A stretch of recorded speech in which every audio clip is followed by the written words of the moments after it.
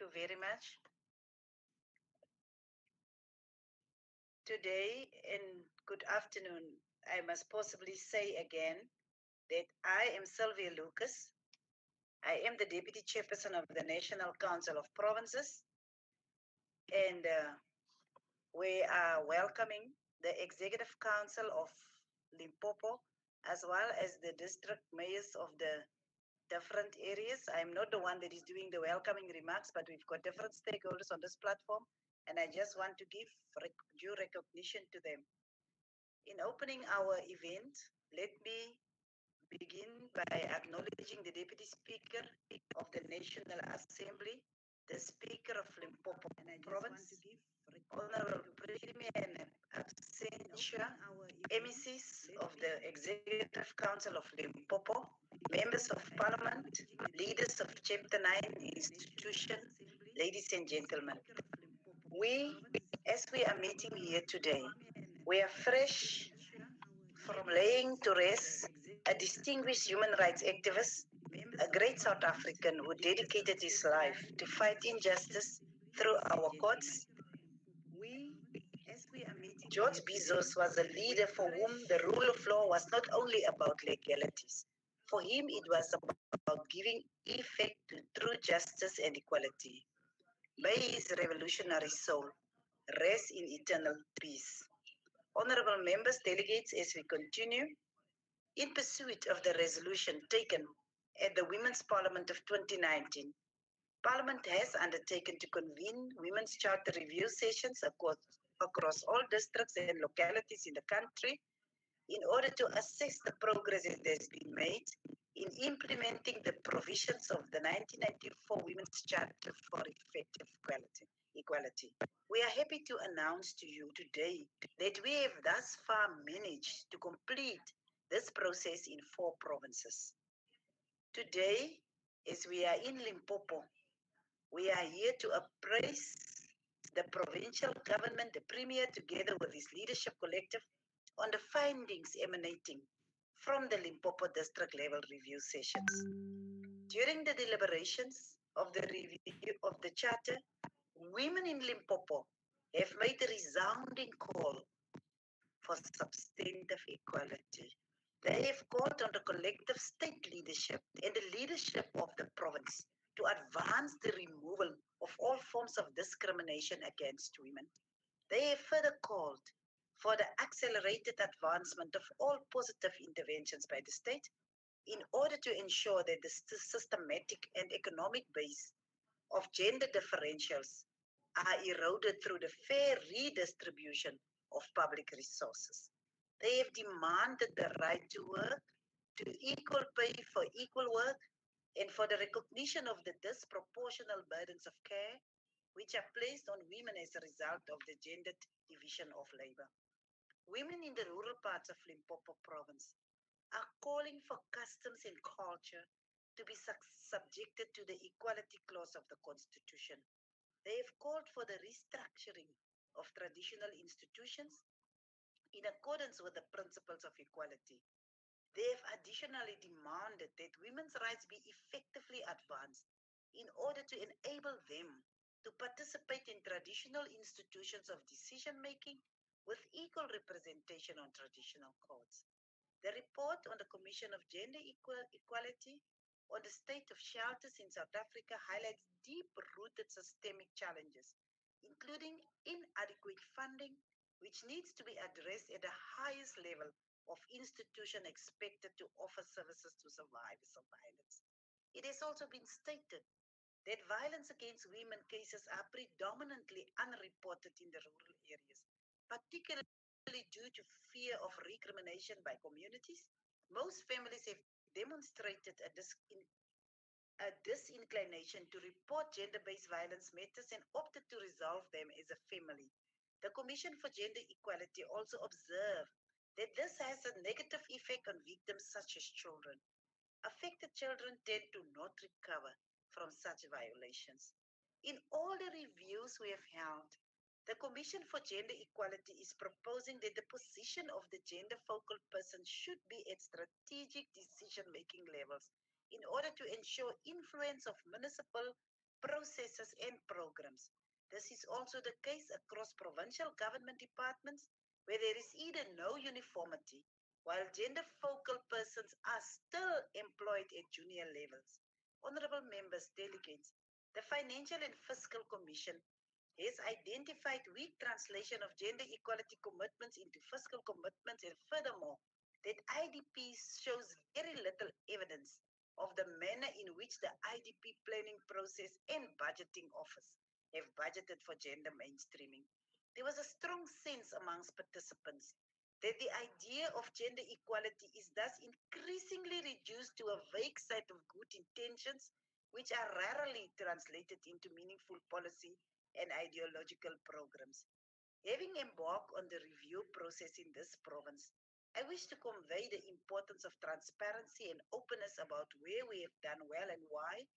Equally so, we need to confront that we have not done well and reject excuses for our failures and face up to the reasons for failed policies, failed implementation, and failed accountability.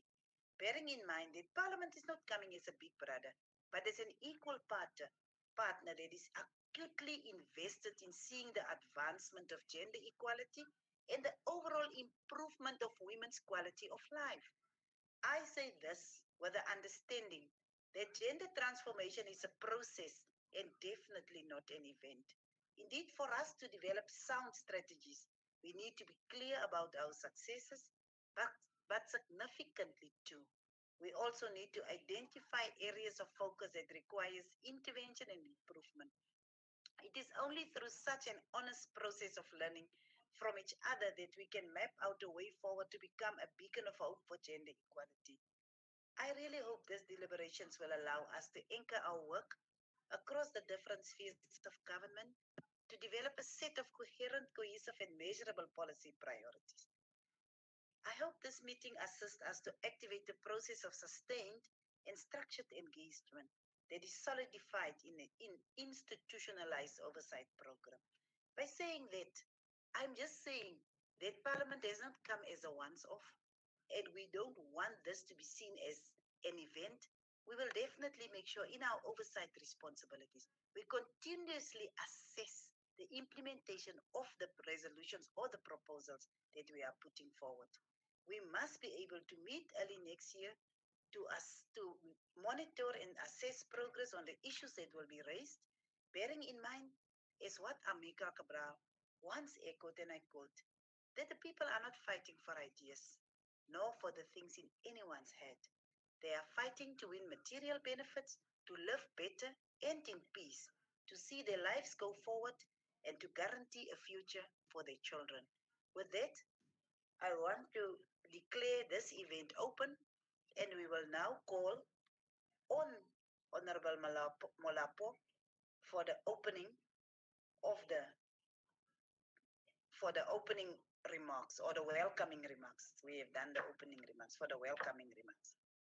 So over to you, Honorable Molapo, Speaker of Limpopo Provincial Legislature.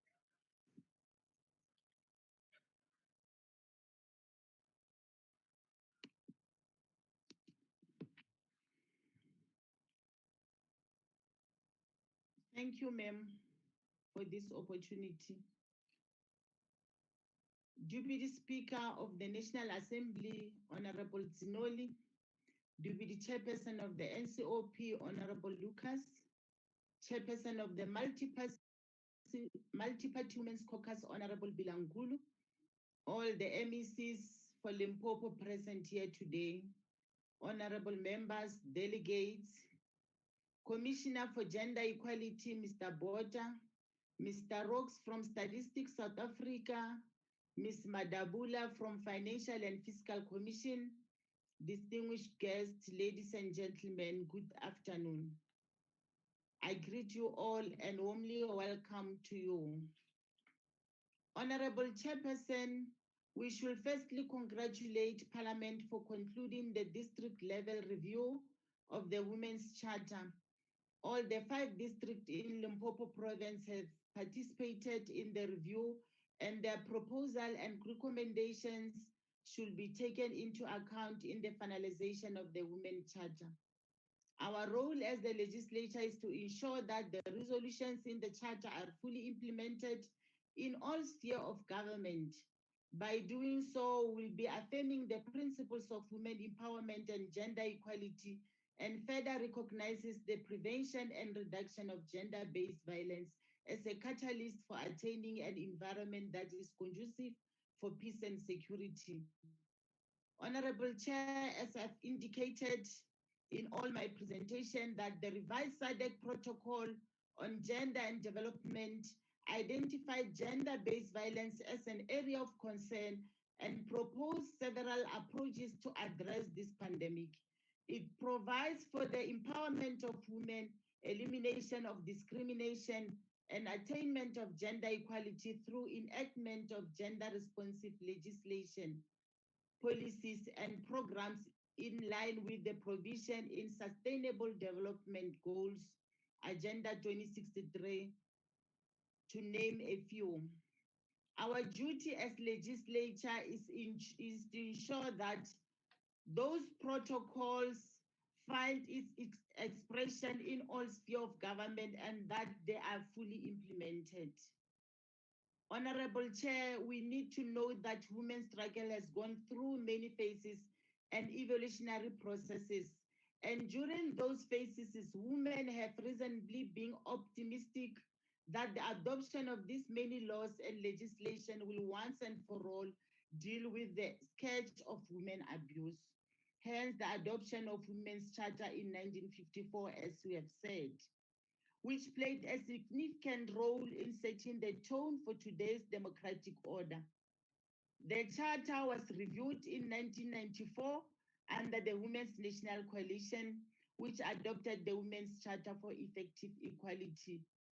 So both the 1954 and 1994 Women's Charters called for a society where women are free from discrimination and prejudice.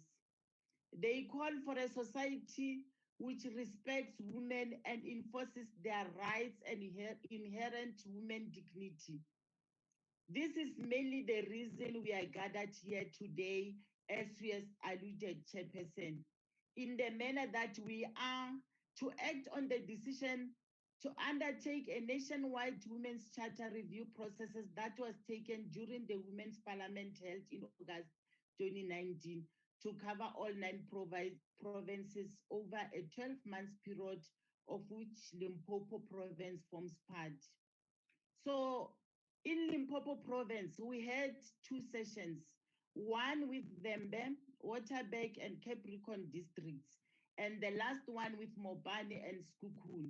The main purpose of the review session, like in other provinces, which was to take stock as a province of the progress made in implementing the 12 articles of the Women's Charter since the advent of freedom and democracy in our country, and also assesses the impact thereof, evaluate the current women's rights regime in its entirety, and make concrete policies, legislative and implementation of proposal to close gaps, accelerate positive areas of change, and introduce new intervention to place the gender transformation program on a higher development.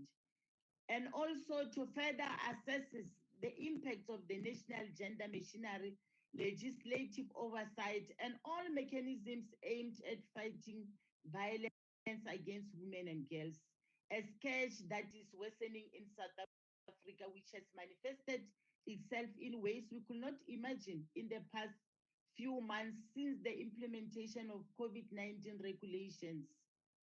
The provincial review session in Limpopo province offered opportunities and platform to women to raise concerns and possible solutions concerning women and children.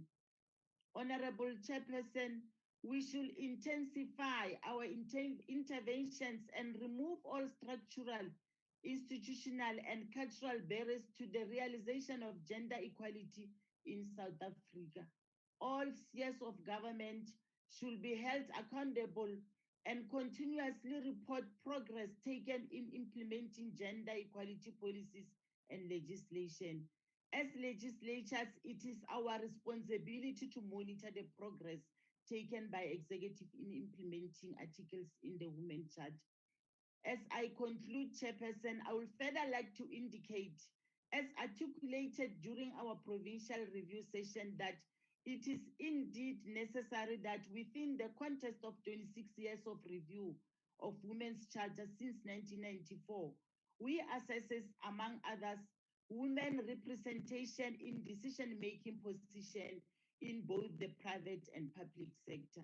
We should further deliberate on the interventions we can put in place in addressing remaining inequalities like gender representation in senior management levels, as well as any other women's rights such as accesses and ownership to land.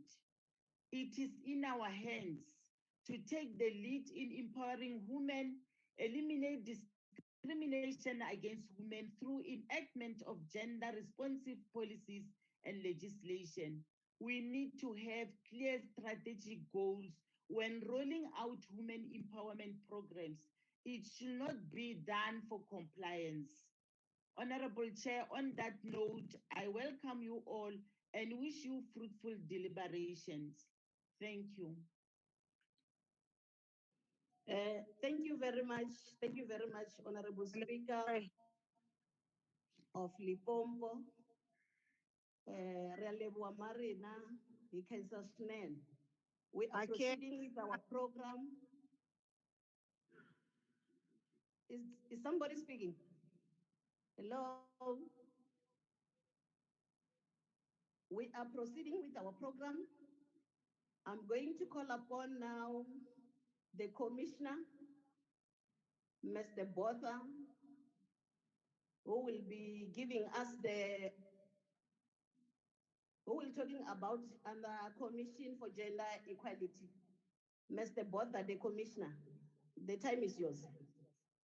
Well, thank you so much and good afternoon. I just want to say that we are, as a commission, grateful that we're having this opportunity, but to say that on to create the deputy chairperson of the NCOP and the deputy chairperson of the National Assembly, and yourself, Melankulu, and the mayors that are here, the MECs that are here. We think that it is appropriate for us as a commission to be thankful for this opportunity. Deputy Chairperson of the NCOP, I just want to start off by, in fact, saying that the report that, or the interactions that we have had with you and your committee the last 2 weeks or so has been the work of the team that I work with under the able leadership of Tsepamo Khoko, who's a provincial manager of the Commission for Gender Equality Limpopo, and Dennis, who is our legal person, and Kensani, our educational officer, and Ma'am Catherine, who is in fact the office administrator, but a core for the success of that office. Just to say, Deputy Chairperson, that this work, it's not Mboeselo's work as a commissioner here. It's a team effort. It is a team effort produced by this able team. I just want to say that we are therefore grateful, but also to say, Deputy Chairperson, to thank Mercy Bulelo in your office for her guidance and leadership insofar as this program is concerned, Deputy Chairperson. Having said that, I just want to start. I just want to predicate what I'm saying, what we as a commission are saying on in fact, Deputy Chairperson, on what we consider as the pillars of the municipalities in our country. And I'm saying this deliberately, or starting with this, that these pillars of the municipalities in our country, Deputy Chair, are so critical in ensuring that there is focused effort in improving the quality of women in our country. And these pillars are, I mean, the basic service delivery, I mean, the IDPs, I mean, the integrated development plans, very important. I mean, the municipal financial viability and the management, local government development, the governance and public participation, municipal transformation and organizational development. Deputy Chairperson of the NCOP, these pillars are important in ensuring that services or inequalities are dealt with at the core phase, which is Deputy Chairperson, women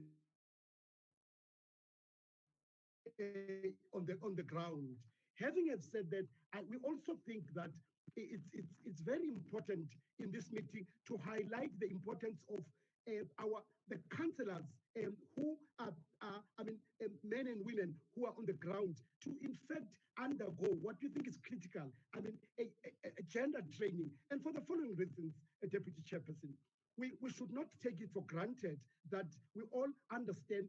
When you talk about women's charter, gender equality, when you talk about femicide, GBV, we should not take it for granted that all of us are at one page. So we are of the view as a commission that, training them, Deputy Chair, is going to go a long way in ensuring that when you talk about budgeting, but not just ordinary budgeting, Deputy Chair. When we talk about a specific gendered budgeting, we mean that a budget that would ask some of the uncomfortable questions, such as where are the women?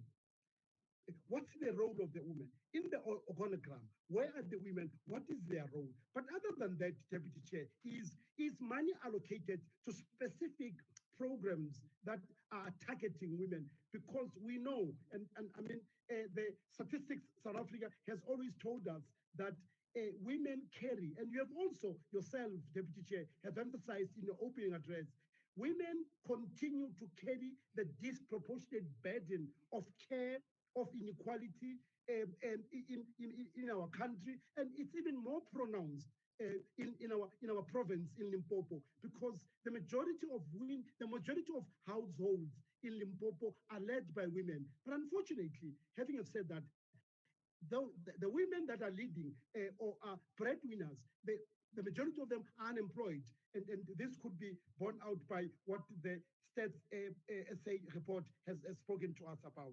So, Deputy Chair, we are starting by saying that gender mainstreaming training is at the core if we are to achieve equality in our lifetime in our country, Deputy Chair. Moving along, Deputy Chair, we want to talk about women empowerment.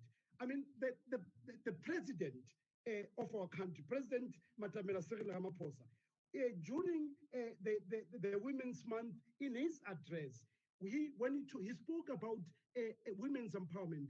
But what is the beauty about his presentation was that there has to be a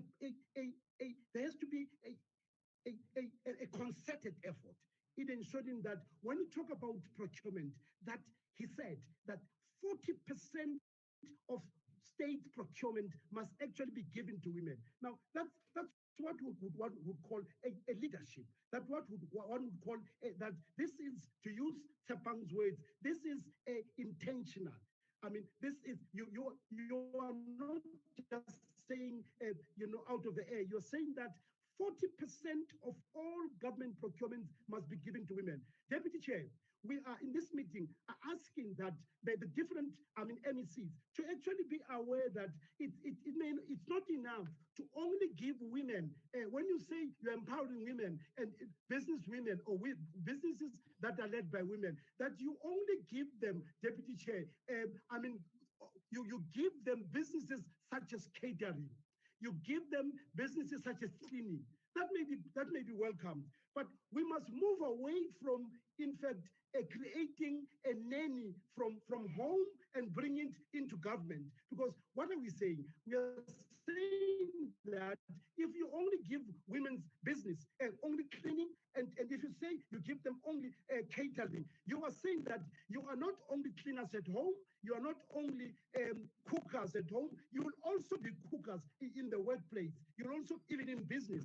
So we are saying as a commission this afternoon, Deputy Chair, that, and the MECs, and the Premier in absentia, we are saying that,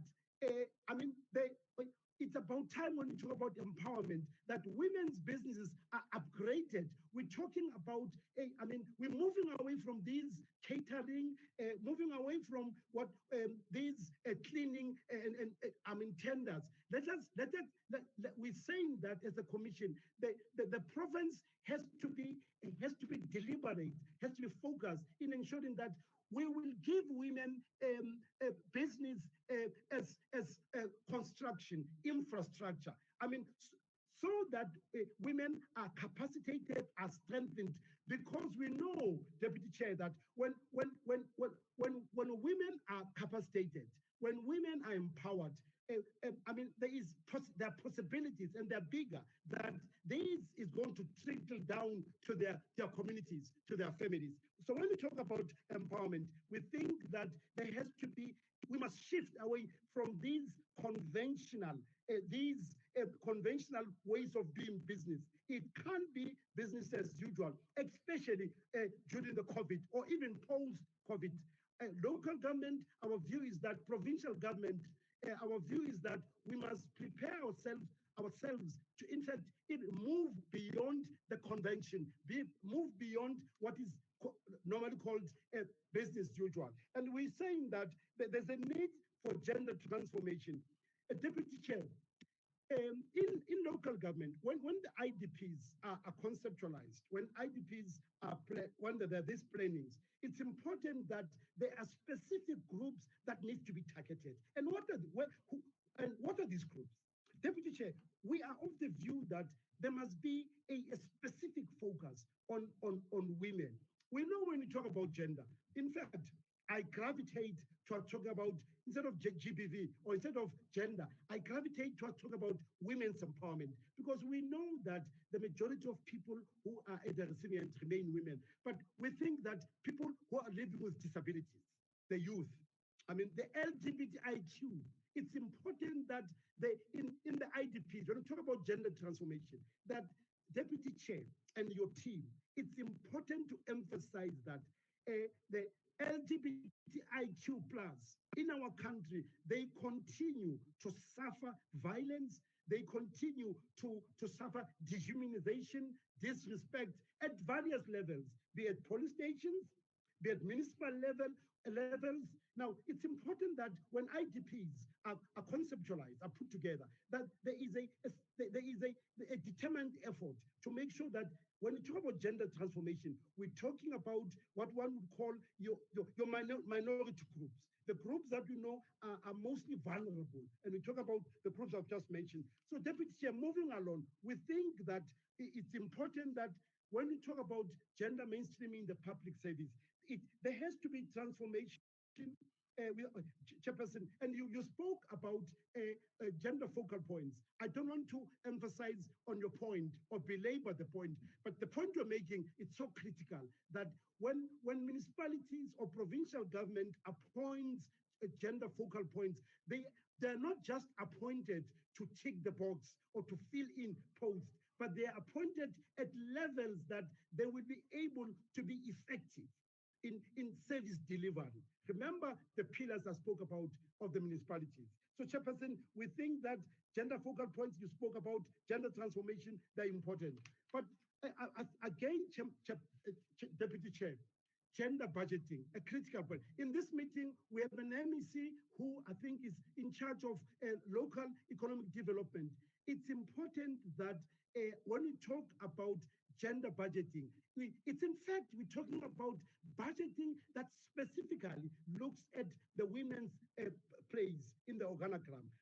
Where does the money go to? You also spoke, Deputy Chair, about our report from the Commission for Gender Equality of the shelter movement. And you see, from social development, you would know that, a lot of shelters are underfunded. Other than that, they are underfunded, but they are also, the human capital is lacking. And let me remind all of us that, the gender and the together care centers, they play a critical role, a role that ordinarily must be done by duties to bear by the government. And our president, when he was addressing recently now the SANEF, at the National Editors Forum, he made a plea that the together centers, their numbers are lacking. He also made a plea that he wants to see them expanded. So we are saying that, agreeing with the president, that the shelter to together centers must not only be expanded, but there must be money into it. Money must be put into it so that you have personnel that is committed, that is trained. And we can only do that when the Social Development MEC, in her budget, in his budget, the MEC makes it a deliberate effort to make sure that we do capacitate shelters to care centers, that women do not face what one would call secondary victimization. Chairperson, I want to move on and talk about, I mean, we spoke about our challenges in the province. And I hope that you will be able to impress upon the Premier and his team. But before I get in there, what is important to mention to you and your team is that the Limpopo province has done something that I think that it's an enlightened program where there is a technical committee, the GBV Femicide Committee. Now, one has got to applaud the province. The speaker, the initiative of the Premier and his team, that the province has seen it fit to make sure that there is this technical committee. Deputy Chair, this committee plays a critical role, and we are members of this team. It plays a critical role in that it serves or seeds your different NGOs, civil society, Chapter 9 institutions, which they are able to inform the government. They're able to exchange notes. Now, this committee, it can't just be underestimated. Deputy Chair, it plays a critical role. So we are saying that we think that kudos to the Limpopo provincial government for coming with such an innovative, creative idea of setting up such a committee, because then it means that the province is geared towards making sure that GBV femicide is not just by the way. It's not just a 16 days or a Women's Month. It is actually part and parcel of the program of government. And as I said to you when the last time we met, the Premier, together with few of his MECs, they hosted a gender indaba in the province where you had different stakeholders talking about success stories, challenges, problems. Now, I want to end by saying, Deputy Chair, to also say that here are our challenges. There are lots of difficulties with child maintenance cases. Someone can argue and say, but what is the gender aspect of child maintenance? Here's the gender analysis or the gender aspect. Deputy Chair, it is women who are left to carry the burden of care, the burden of providing. Remember my opening address, they don't have work. They don't have work. So when you talk about maintenance cases, it means there is an added burden on women who are at the coal face of inequality. So we're saying that the MEC, social development, it's important for us to work together as to how do we make sure that we bring men as allies? How do we make sure that men become part of the solution in ensuring that if I decide, or you decide as a man, wherever you are, that you're going to leave your family for different reasons, it's important to be conscious of the fact that there are no ex-children. I've never heard of ex-children. I know of ex-wife, ex-husband. So it's important that we are conscious as men that these cases of maintenance, we need to play our role. Those that are in gainful employment, it's important that we make sure that we contribute to the upkeep of our families so that the burden also does not always shift to state or to government. Chairperson, women and access to land. It's a very critical thing. We shared with you a case in Guyana where women, had a land and because of, disagreement with chieftaincy, they were disadvantaged. Now, I want to appeal to the MEC of Kokta and say, we'll be in touch with your department and say, what is it that your department is doing? deliberately on making sure that women have access to land.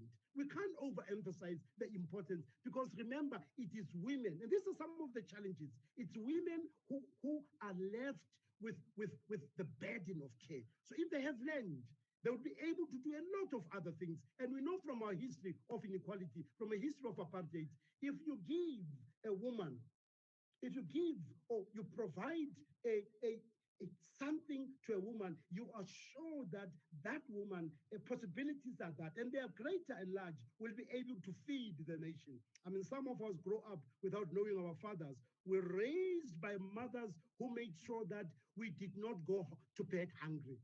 And there's testimony that throughout the world, in South Africa, in Limpopo, it is women who are at the cold face of care. Deputy Chairperson, there is a problem with, gender-based violence, sexual offenses, these challenges. And I'm happy that this afternoon we have an MEC of security, important portfolio, that we're saying that SAPS, there's a need to train SAPS members about LGBTIs, about women, that women are they rape kids in the different police stations. I mean, we know the president has signed the national strategic plan. It is in the province. Is that plan going to be supported financially? Because it's all very well to have these plans, but if they are not supported, if we are not able to put our money where our mouth is, they will not succeed. They will sit there, gather dust. National strategic plan, we can't afford it to fail. And how can we not afford it, make it not to fail, is by ensuring that in the budgeting, it's important that we factor in where are the women, where are the women's programs, where are the women's, in the different districts in the province, so that we make sure that the national strategic plan does not fail. Chairperson, Deputy Chairperson, widowhood, we have a problem there. Sexual harassment in the workplace. It's important that, Deputy Chair, as I close, that in the local government, in the provincial, it's important that each and every Dick, Tom, Harry, or Salamina is trained on sexual harassment. That everybody, the woman who's a cleaner there in that local government, in the provincial office, that woman must know what is contained in the sexual harassment. What is it all about?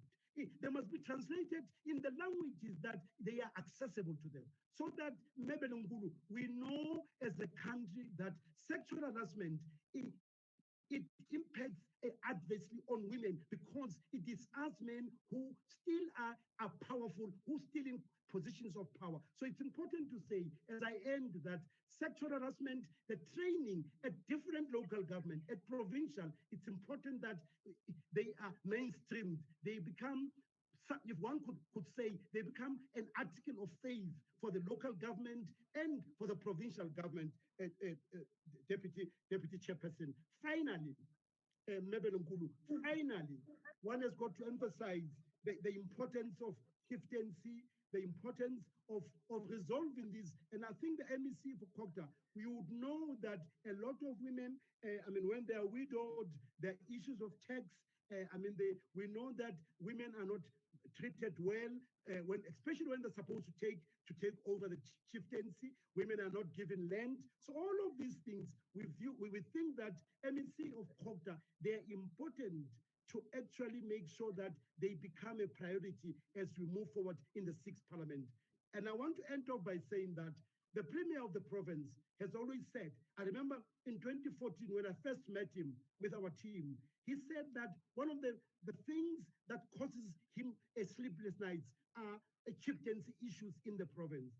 I think it's important that Kokta and NCOP, we are able to be alive to the challenges, the problems that women in particular are faced with almost every day. I want to take this opportunity to thank you, Deputy Chair, and your team, and say, Me Realebua, and thank you for giving us opportunity to have worked with you, to join with you. We are always available as a Chapter 9 institution to work with government and do our oversight role. We think that your work is important in ensuring that there's equality in this country. Thank you so much.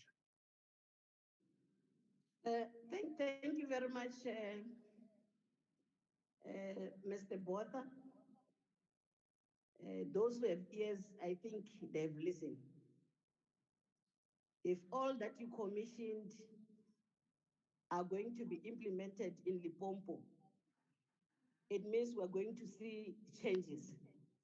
Thank you very much for your commission.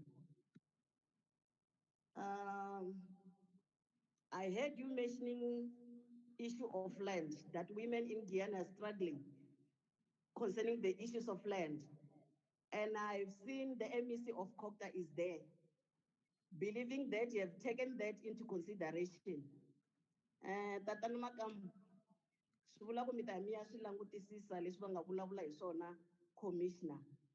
A ku heteleleni hi ta vona ku cinca ka ku humelela ka vamhani kumbe ku empoweriwa ka vamhani. Since va kombisile ku empoweriwa ka vamhani a hi mhaka ya ku va nyika mintirho ya ku kukula, a hi mhaka ya ku va nyika mintirho ya ku sweka. But women also should be seen occupying positions that are also occupied by men. Thank you very much, Mr. Botha. We're proceeding with our program. Under social cluster overview, I'm going to call Mr. N. Roux from Statistics General of South Africa. Honorable Mr. Roux, please give us the stats concerning gender perspective of poverty and inequality in Limpopo. Thank you very much. The time is yours. Thank you very much, ma'am. And thank you also, colleagues. Apologies from the SG. Unfortunately, I had another meeting arranged for this afternoon. And I'm representing him here. Before I start, maybe just say that I'm very glad to see that Mr. Botha has taken into account many of the statistics that we presented before. In fact, as we was going along, I was afraid that there won't be anything for us to say. But no, I'm very glad. Let me just share the screen with the presentation, if you allow me. It is.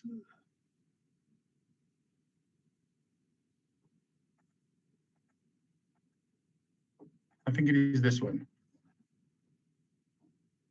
If I could present it. Right. Can all of you see the presentation?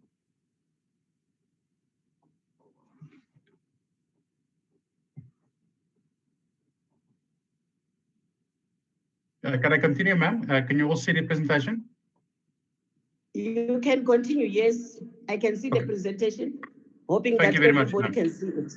Thank you. Lovely. Thank you very much. Yes, as you've said before, we are talking about Limpopo today after we've had two previous meetings in which we specifically focused on the sub-districts of the province. And maybe just starting with the first slide, and many of you, of course, know it and have seen it, is that South Africa is estimated to have just under 60 million people, about 59.62 million people as of the 1st of July this year. Distribution of this population in terms of provinces show that about 10% of this population, that's about 5.85 million people live in Limpopo, which makes Limpopo, not too big and not too small and right in the middle. The largest provinces are Gauteng, of course, in KZN, as you can see in the left-hand slide, and in the right-hand slide, the smaller ones are the Free State and Northern Cape. In terms of the distribution within the province, we see that Waterberg is the smallest at about 13% of the 6 million people. And then Vhembe and Capricorn are the largest ones. Vhembe has got about a quarter of the total population in that district. In terms of the gender distribution in this province, we see that about 47% of the population, 47.4% of the population are male, and the rest, of course, female.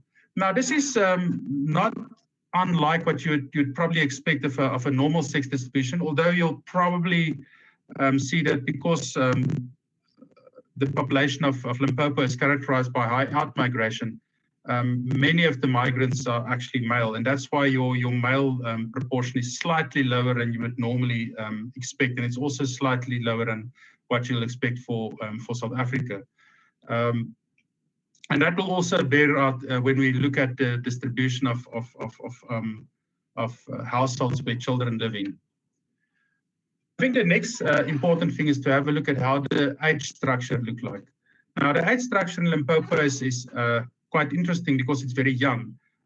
You can see here that children under 15 years old comprise about 39% of the total population, and that is the highest percentage of any province, whilst the old age population contribute about 9%. That's the population over 60 years old, about 9%. Your youth and adult population by comparison are 51.8%, which is the same as the Eastern Cape, but it is relatively smaller than you will find, for instance, in Gauteng and Western Cape. And again, I think there are two important things to note here. The first thing is the relatively low population of youth and adults showed to a relatively large outmigration out of Limpopo to particularly Gauteng and other neighboring provinces, mostly for employment and for educational purposes. But also, I think the other thing that's important, which we'll look at in the next slide, is the fact that the large percentage of children, the 39.2% of children, are normally, many of them actually do not necessarily live with their parents. They might be living with grandparents, and they might be living with only their mothers. This is borne out by this slide, in which we see that almost 50% of children that lived in Limpopo lived only with their mothers.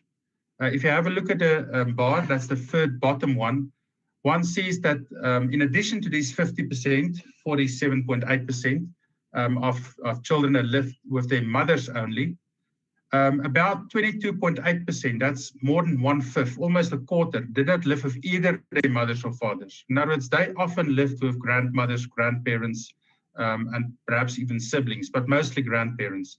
Whilst only about 27.6% of children lived with both their parents. So this shows you something about the fragile household construction that we often find. That's not necessarily to say that a small core household, like it should be the normative household, but it does say a lot about where children socialize and where they learn skills from. So often this is seen as a red flag. Just coincidentally, only about 1.8% of children only lived with their fathers. Employment, of course, is extremely important because it tells us something about poverty, not having money, in other words. And if you have a look here, we'll see that there are basically 3.8 million people of working age in Limpopo. Those are people between 15 and 64 years of age. Of those, 1.8 million people are in the labor force, in other words, they're economically active. And of those, about 0.4 million, about 23.6%, in other words, were unemployed. However, we know that the official unemployment rate is not always telling you the whole story, because we also have to look at people who are not economically active. In other words, people who've lost the trust in the system or who are tired and not looking. And there you find, in terms of discouraged work seekers, another 0.6 million people.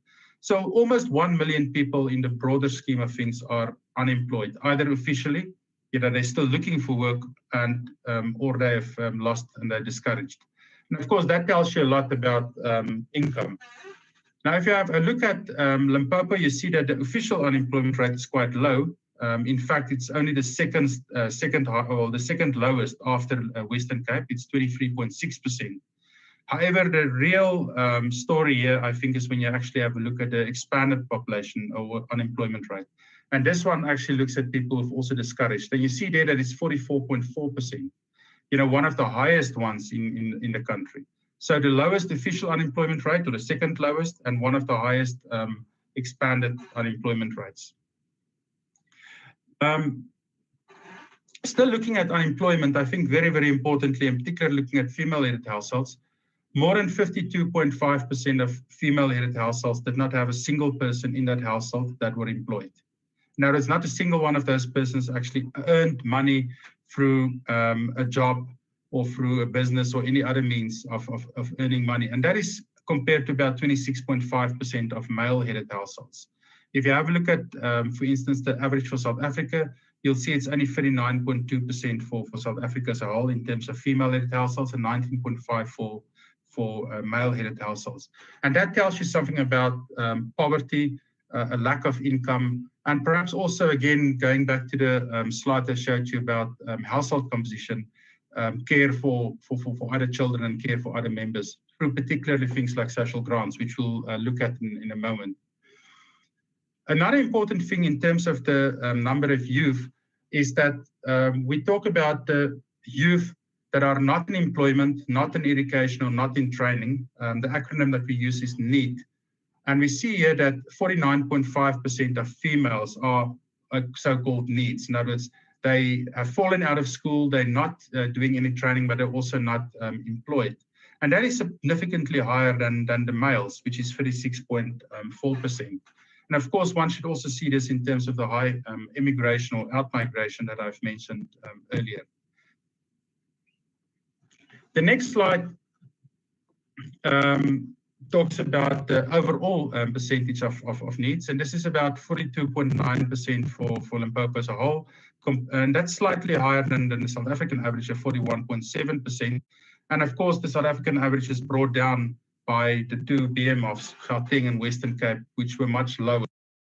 And that's largely because there are more job opportunities available. People are mostly studying there, and of course, also a lot of migrants. It's still lower than Northwestern KwaZulu-Natal, of course, but it is still exceptionally high for a province like Limpopo.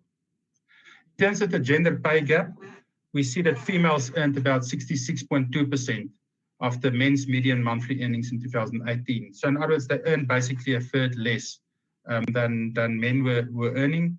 And of course, if you have a look at this particular slide in front of you, you'll see that the situation in Limpopo was actually worse of all 9 provinces. In the Western Cape, it was 86.9% of the median income, whilst the province just above Limpopo is the Northern Cape, when it was about 71.4%. So again, a lot needs to improve here. When we have a look at poverty rates, and we've looked at income and employment, we see that about 57% of the Limpopo population is considered poor, based on a lower bound poverty line. Now, just to remind you, there are 3 poverty lines that Statistics South Africa generally use. The first one is the upper bound, which is about 1,268 rands per person per month. Then we've got a food poverty line, which is 585 rands. But the one that we prefer to use is the lower bound poverty line, which means it's about 840 rands per person per month, which they use then to buy food and other necessities. Using that, as I've said, about 57% of the population is considered poor. But I think if you compare that to the average for South Africa, you see that about, or the average for South Africa is only 40%. So you can see that the population is considerably poorer in Limpopo. Also, as we show in this slide here, the sex of the head of the household head is definitely a factor in poverty shares if you compare males and females, as you can see here. Then also, education is extremely important. There's an inverse relationship between education and poverty. With those with no schooling or some primary schooling are much more likely to be poor than those with higher education, be it matric or post-education. So again, it's perhaps a very simplistic correlation, but it does seem to hold true, and it does show that education works. Of course, this is a money metric measure to measure poverty. In a province like Limpopo, particularly where a lot of provinces or a lot of households live in areas where they can do agriculture, that's another slide that we'll show in a bit. One can also look at the multidimensional poverty index, and those are not only the income that people get, but we're also looking at other measures, whether they've got access to services, etc. As you can see here, those would be measures like child mortality, people's education, living standards as measured through access to lighting, heating, cooking, electricity for those, of course, the type of dwellings they have, etc., but also whether they are employed. Now, based on this, and this is used to create the South African multiple poverty index, the SAMPI, so to speak, one can see that Limpopo is significantly poorer than South Africa as a whole. In 2016, the percentage for Limpopo was 11.5% compared to 7%. But if you have a look back and you look at 2011 and 21, when it was also compared using the census and the 2 previous censuses, one see that Limpopo has historically been consistently poorer than South Africa as a whole. And I think this is also important when you consider that the burden is, like Mr. Botha said, disproportionate female burden.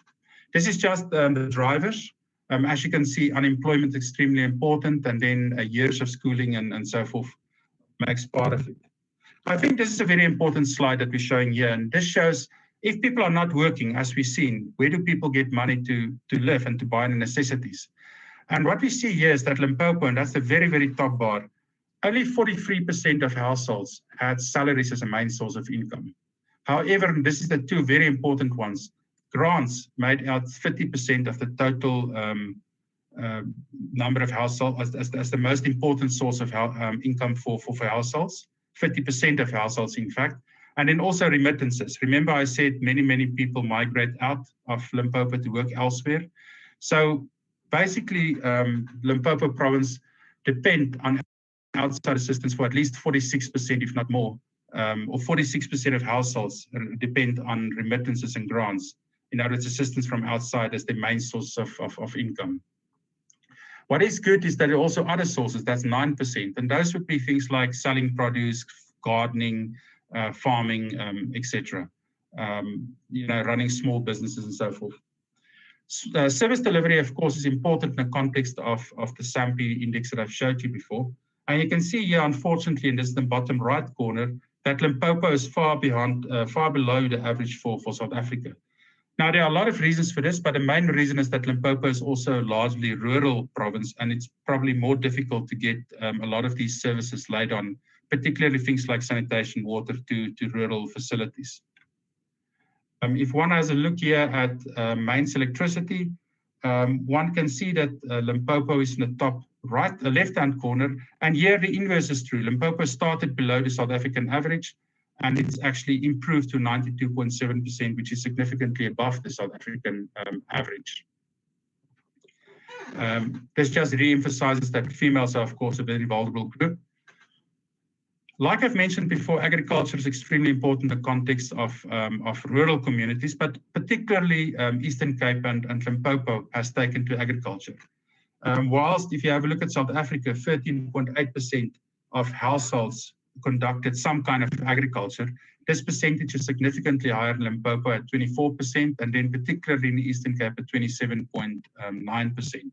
So agriculture here could include tending cattle or having fruits and vegetables or having even maize fields. So and also it doesn't necessarily look at a scale. It could be a very large scale. It could be a modest scale.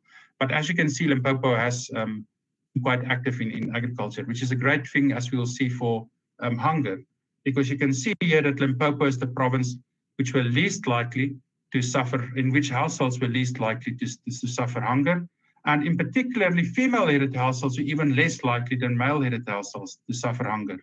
Again, underscoring what Mr. Botha said earlier in terms of female-headed households seemingly be more caring.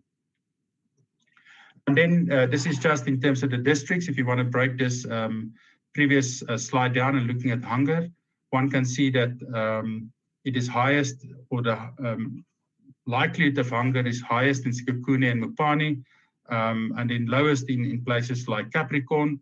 And in Limpopo as a whole, we're talking about 19.1% for female-headed households and about 17% for male-headed households. And this is suffering intimate violence. This is the second last slide, ma'am. We find that Limpopo had a second lowest experience of partner violence at 5.1%. And this is from the South African Demographic and Health Survey that was done in 2016. And 14.4% at the same time have experienced some kind of physical violence in their lifetimes.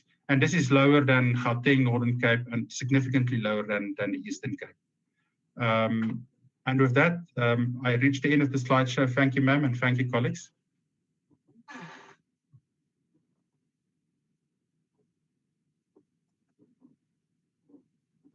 Thank you very much, State SA. Yeah, I've realized that there's a problem in Limpopo. We've got a highest percentage of everything. You know, female-headed household is 52.5%. And those households are mostly in Sekhukhune and Mopani. I don't know what's wrong with males of Mopani and Sekhukhune. There is also that gender gap, pay gap. I think we also need to look into that as a province. Children living with mothers, 47%. That is too much. Where are the fathers? We're proceeding. The next item is economic cluster overview. The proposed interventions of institutionalized gender responsive budgeting. And that one will be handled by Ms. N. Madubola, Financial and Fiscal Commission. Ms. Madubola, the time is yours. Please give the overview of economic cluster. Thank you very much. Thank you, ma'am, and good afternoon to the honorable members and also to the colleagues. I don't know whether Sibulelo, can you put on the presentation? Oh, Kevin, thank you.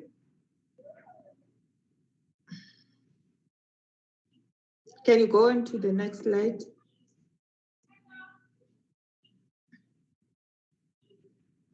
The presentation will be outlined as follows. I'll just briefly touch on the role and the function of the FFC and also the project it did on gender budgeting, the recommendation that the FFC made, as well as some concluding remarks. Thank you. Here, I'll just briefly state that the FFC, as we know, is an independent institution established in terms of the Constitution as enabled in its FFC Act of 1997. In the main, the FFC makes recommendations to and advice to Parliament and the spheres of government and other organized states. Thank you. The next slide.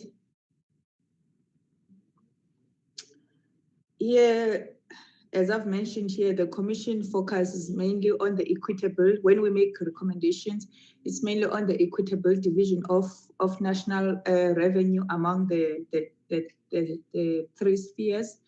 Also, I will also state here that legislative provisions or executive decisions that affect either the provincial or local government are taken into account. And also where there is an act that is amended or enacted, FFC is consulted in terms of the FFC Act of 1997. Next slide, please. Here, what the FFC is saying is that actually, and Mr. Rooks have confirmed that despite government commitment to gender equality through the policies and legislation that is in place, there are still employment equity policies. There are also unacceptable gender inequalities that exist in the country. I will skip this slide because Mr. Rooks have just updated it with the most recent information from Stats SA. Can you skip it, Kevin, and the next one? Yes, leave it here. So what FFC did in light of the background was that one avenue that should receive greater emphasis is the intergovernmental fiscal relationship system.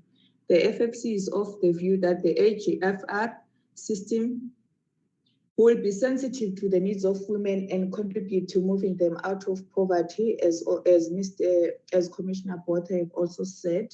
So FFC did a study to assess gender responsiveness of municipal budgeting process.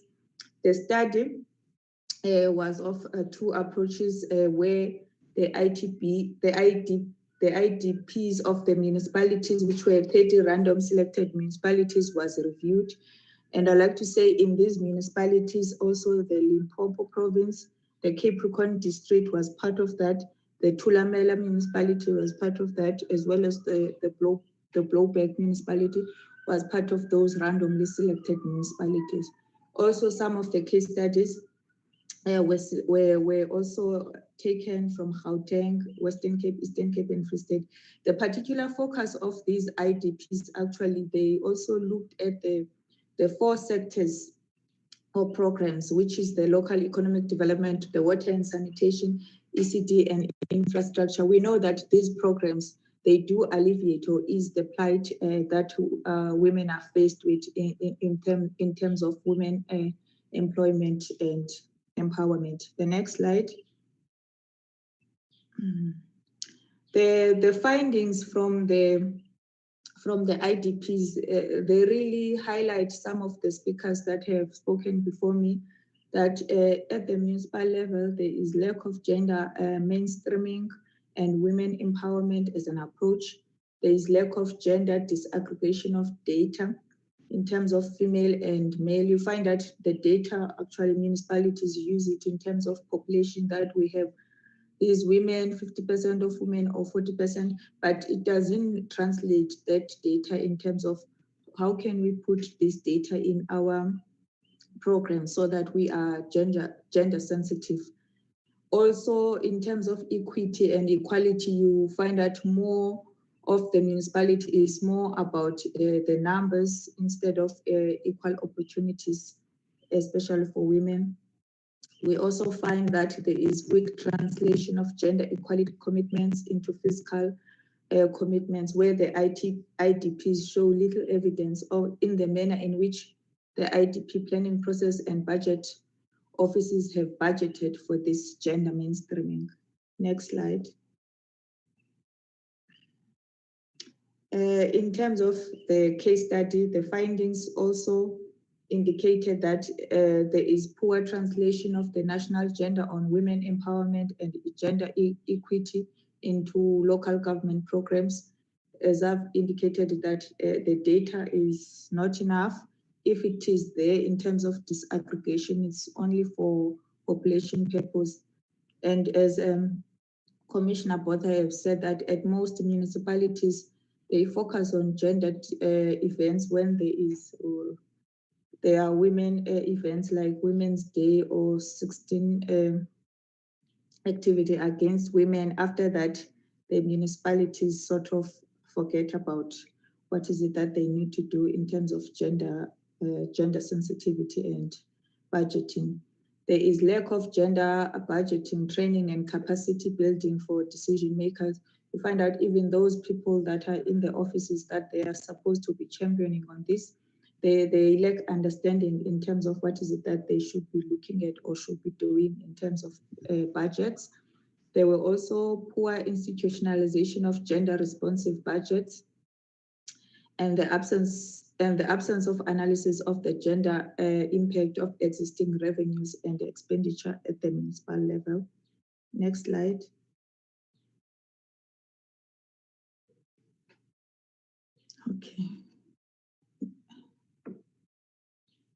Okay.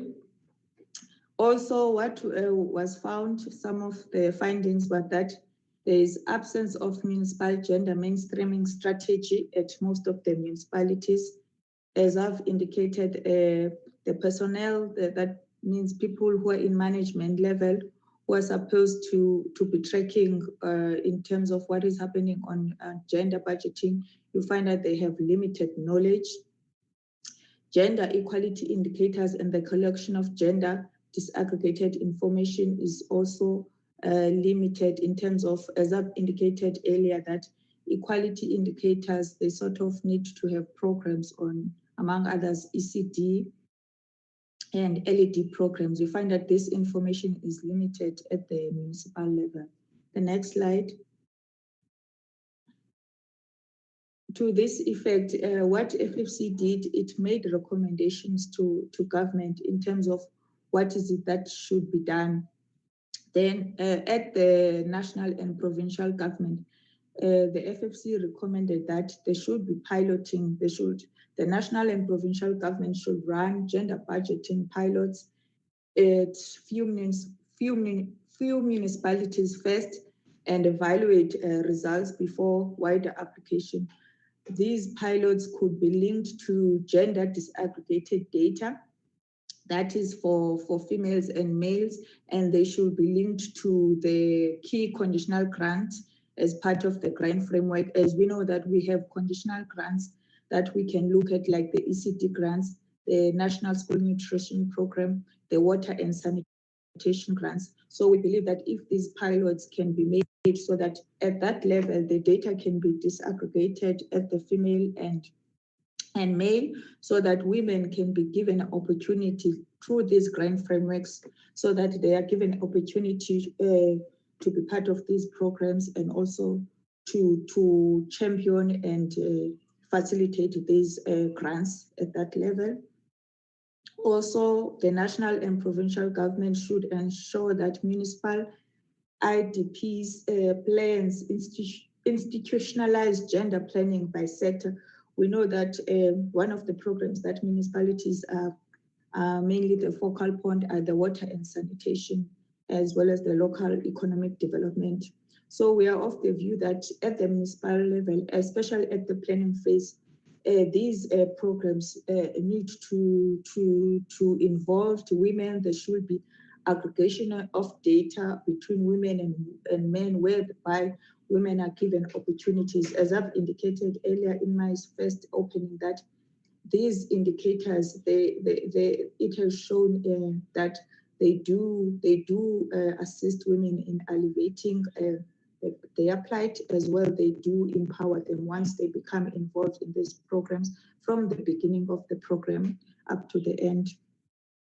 Also, the national and provincial government should provide guidelines for collecting sex disaggregated data for budgeting processes, and ensure that municipalities have the capacity to analyze these budgets from a gender perspective. As I've indicated in some of the findings, we find that there's at the budget office, there is no one who is capacitated or who has a training in terms of the budget. What is it that you need to look in terms of budget sensitivity at that level, so that those people who are implementing this can be able to see what should be done. So you find that there is capacity or limited knowledge. So FFC is of the view that if these issues can be taken into account, it would be a step towards addressing some of the inequalities that are taking place. So the government responded to FFC recommendation by indicating that it supports the proposal, which will help ensure that the collection and allocation of public resources is effectively carried out and contribute to advancing gender equality and women's empowerment. It will also provide tools to assess the different needs and contribution of women, men, boys, and girls within the existing revenues, expenditure, and allocation. And it will call for adjusted budget policies to benefit all groups. At the time this recommendation was made, the status was that the Department of Women Youth was engaging with National Treasury on budget and has indicators of gender responsive budget in their strategic plan. The next one.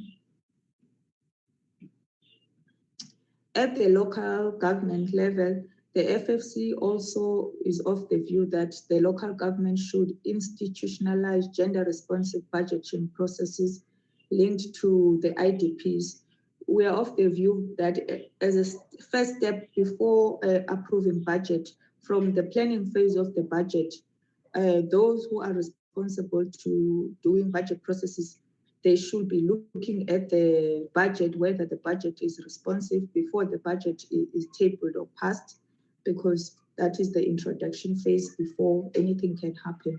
So also the local government should build capacity for the gender mainstreaming and gender responsive budgeting at local level, so that those who are especially at the budget office can be trained exactly of what are the indicators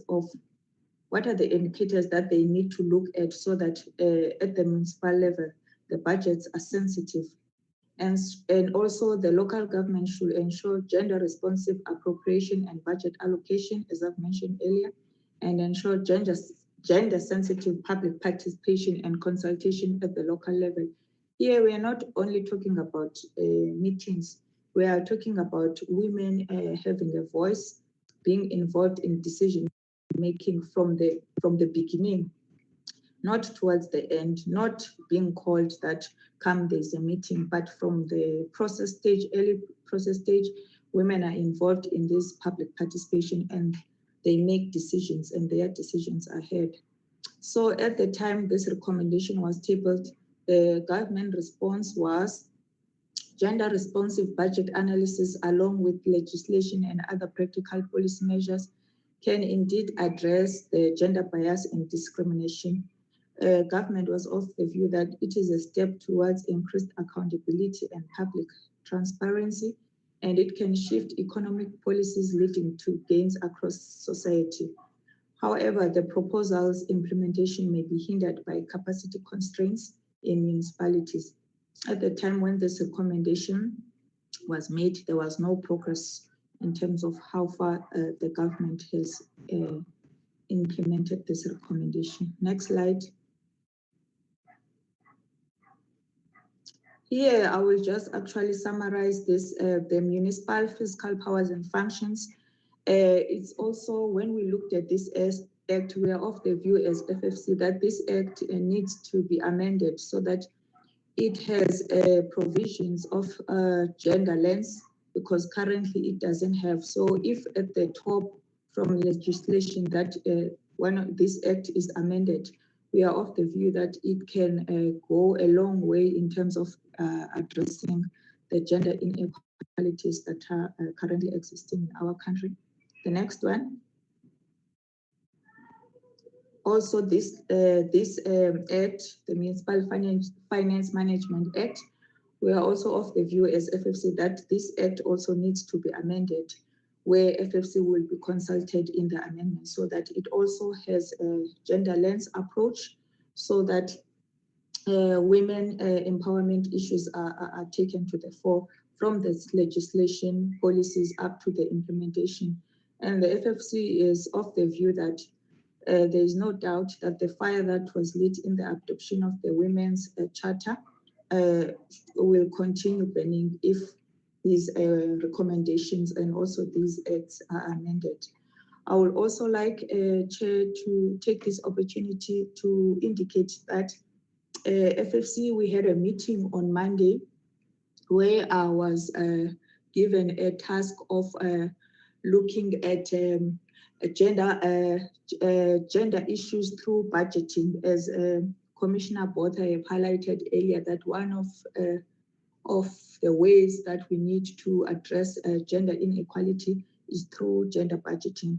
So FFC will be currently taking that study. I will be starting at the concept to the proposal phase, where we'll be actually saying, okay, in terms of gender budgeting, what has the country done?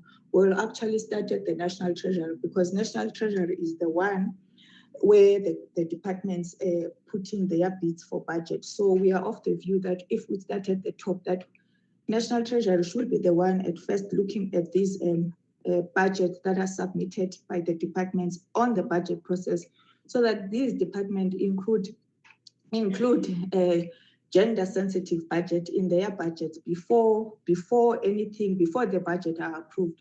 So this is the study that the FFC will be carrying forward this year, to also look at other departments like the Department of Women. What has it done so far in terms of championing this? We look at their budget. Are their budget mostly about personnel, or are their budget about the programs that uplift women? So this is the study that FFC will be carrying from this year, where it will publish its recommendation in the following year. Thank you so much, Chair. I'm done. Thank you very much, FFC. The buck stops with the national and provincial government for implementation. We had your recommendation are very nice. If only we can implement them, is then that we'll see the changes. Thank you very much, Deputy Chairperson of the NCOP. And thank you very much to all the presenters, or the speakers, the stakeholders, and everybody else in this platform. I'll be now handing over the program to my co-chair, who is the Deputy Chairperson of the National Council of Provinces, Honorable S.E. Lucas. Deputy Chairperson, you can proceed. Thank you very much for this opportunity. Thank you. Thank you very much, Chairperson, Honorable Yankulu, the Chairperson of the Multi-Party Women's Caucus. I think we have quite progressed in terms of our programs since we started with this process, and I really want to commend the FFC that you are not just a passive partner of this process, but already you are making proposals for improving on our focus on gender budgeting and the areas that we are working on. Congratulations also to Ms. Nomonde for the fact that we know that since you understand what it is, what we want, and what our oversight focus are, you will be able to lead this task very diligently. We are going to session 2 of our program, where the province now will get an opportunity to spell out their response and their action to ensure that there is gender mainstreaming within the province of Limpopo. The Honorable Premier have delegated his responsibility to Ms. N. Rakwale, the MEC for Social Development, on his behalf.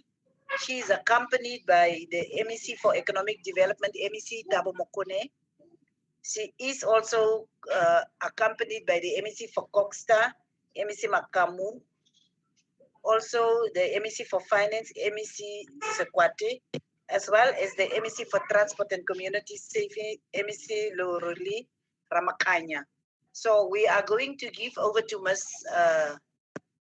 Nkakareng Rakwale, the MEC for Social Development, on behalf of Premier Sten Matabata. Welcome, MEC, over to you.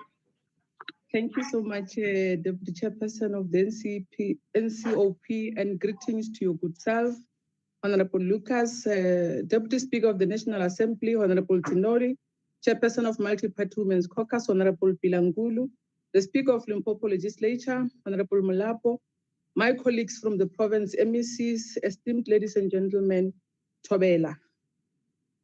Honorable Chairperson, thank you very much for the wonderful opportunity presented to the Limpopo Provincial Government to participate in the 2020 edition of the Women's Charter Review. I am today presenting our province overview on gender mainstreaming program on behalf of Premier Ntate Chubusteni Matabata.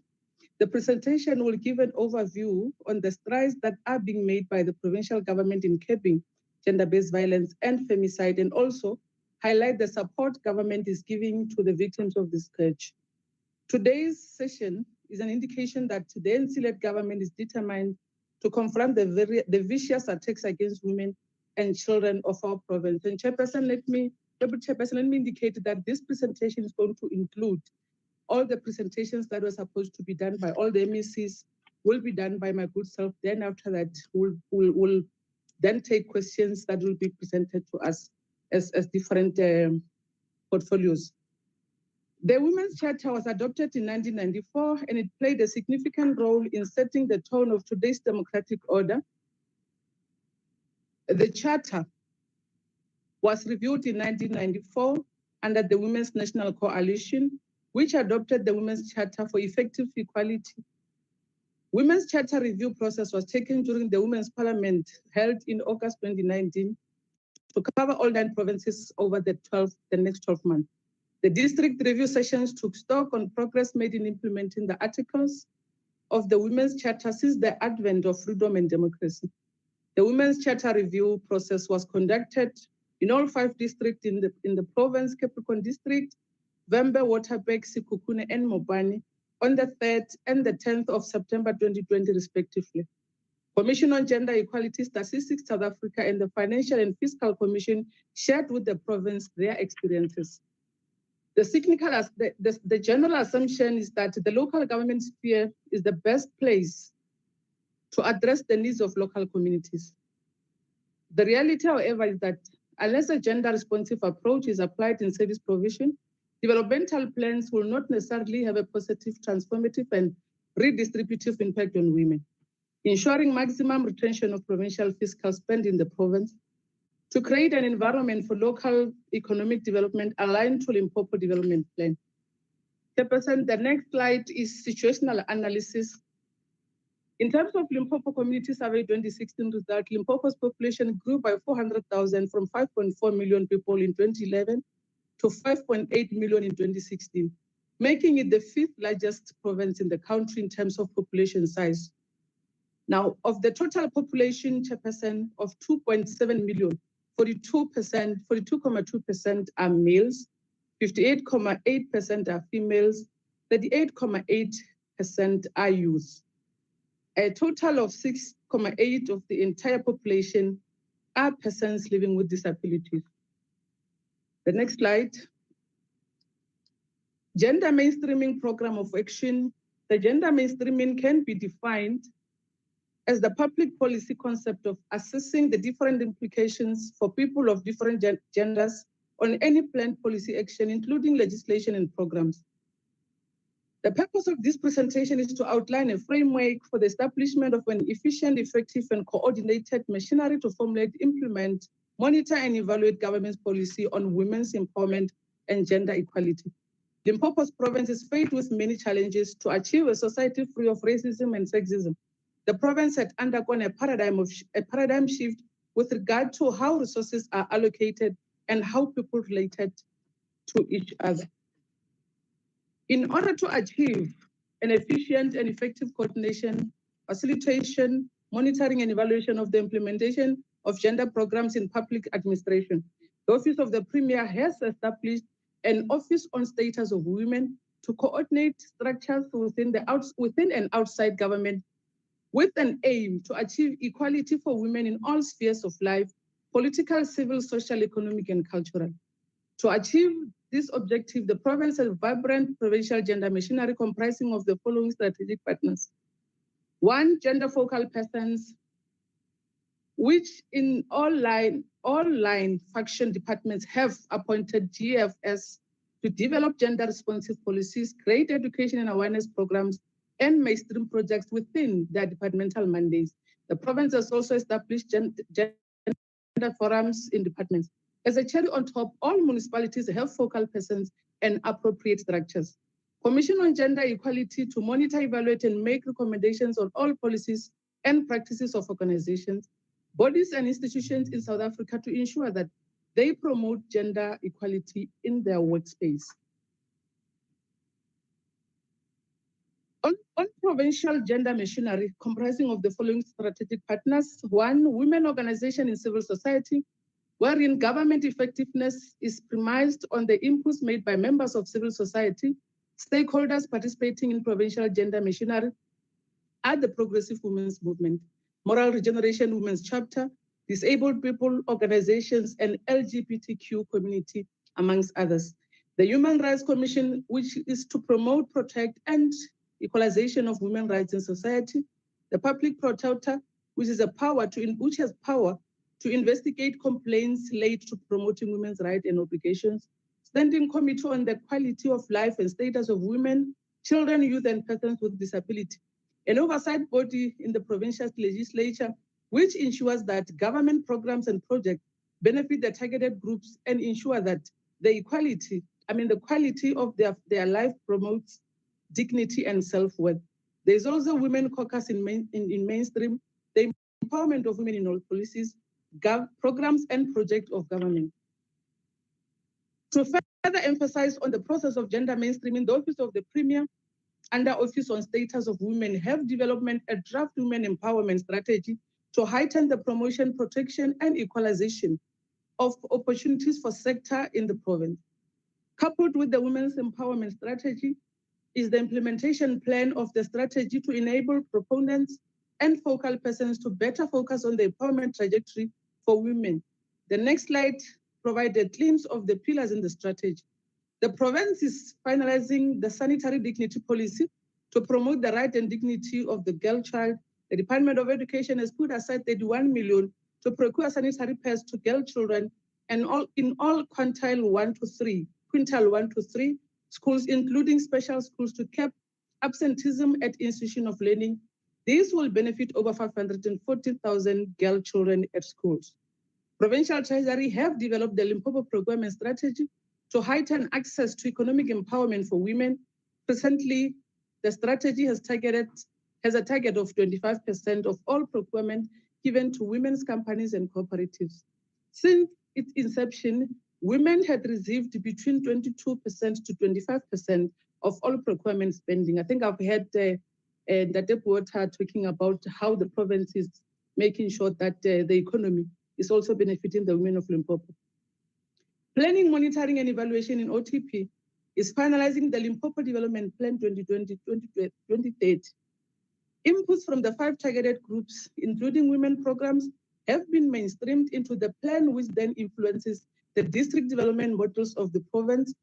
These tools will be helpful in engendering the IDPs and models of empowerment of the sector.